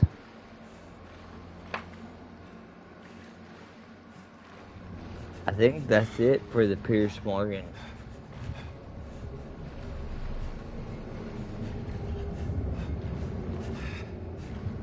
Got Duolingo talking to you. Why? I don't even know. Alright. I'm gonna end it there. We only got 6 minutes until it's fucking 3 hours. But I can't hear it. Why can't I hear it? No, I'm not watching the whole thing again. Alright. That's it. Peace out. Love you, chat. You are the best.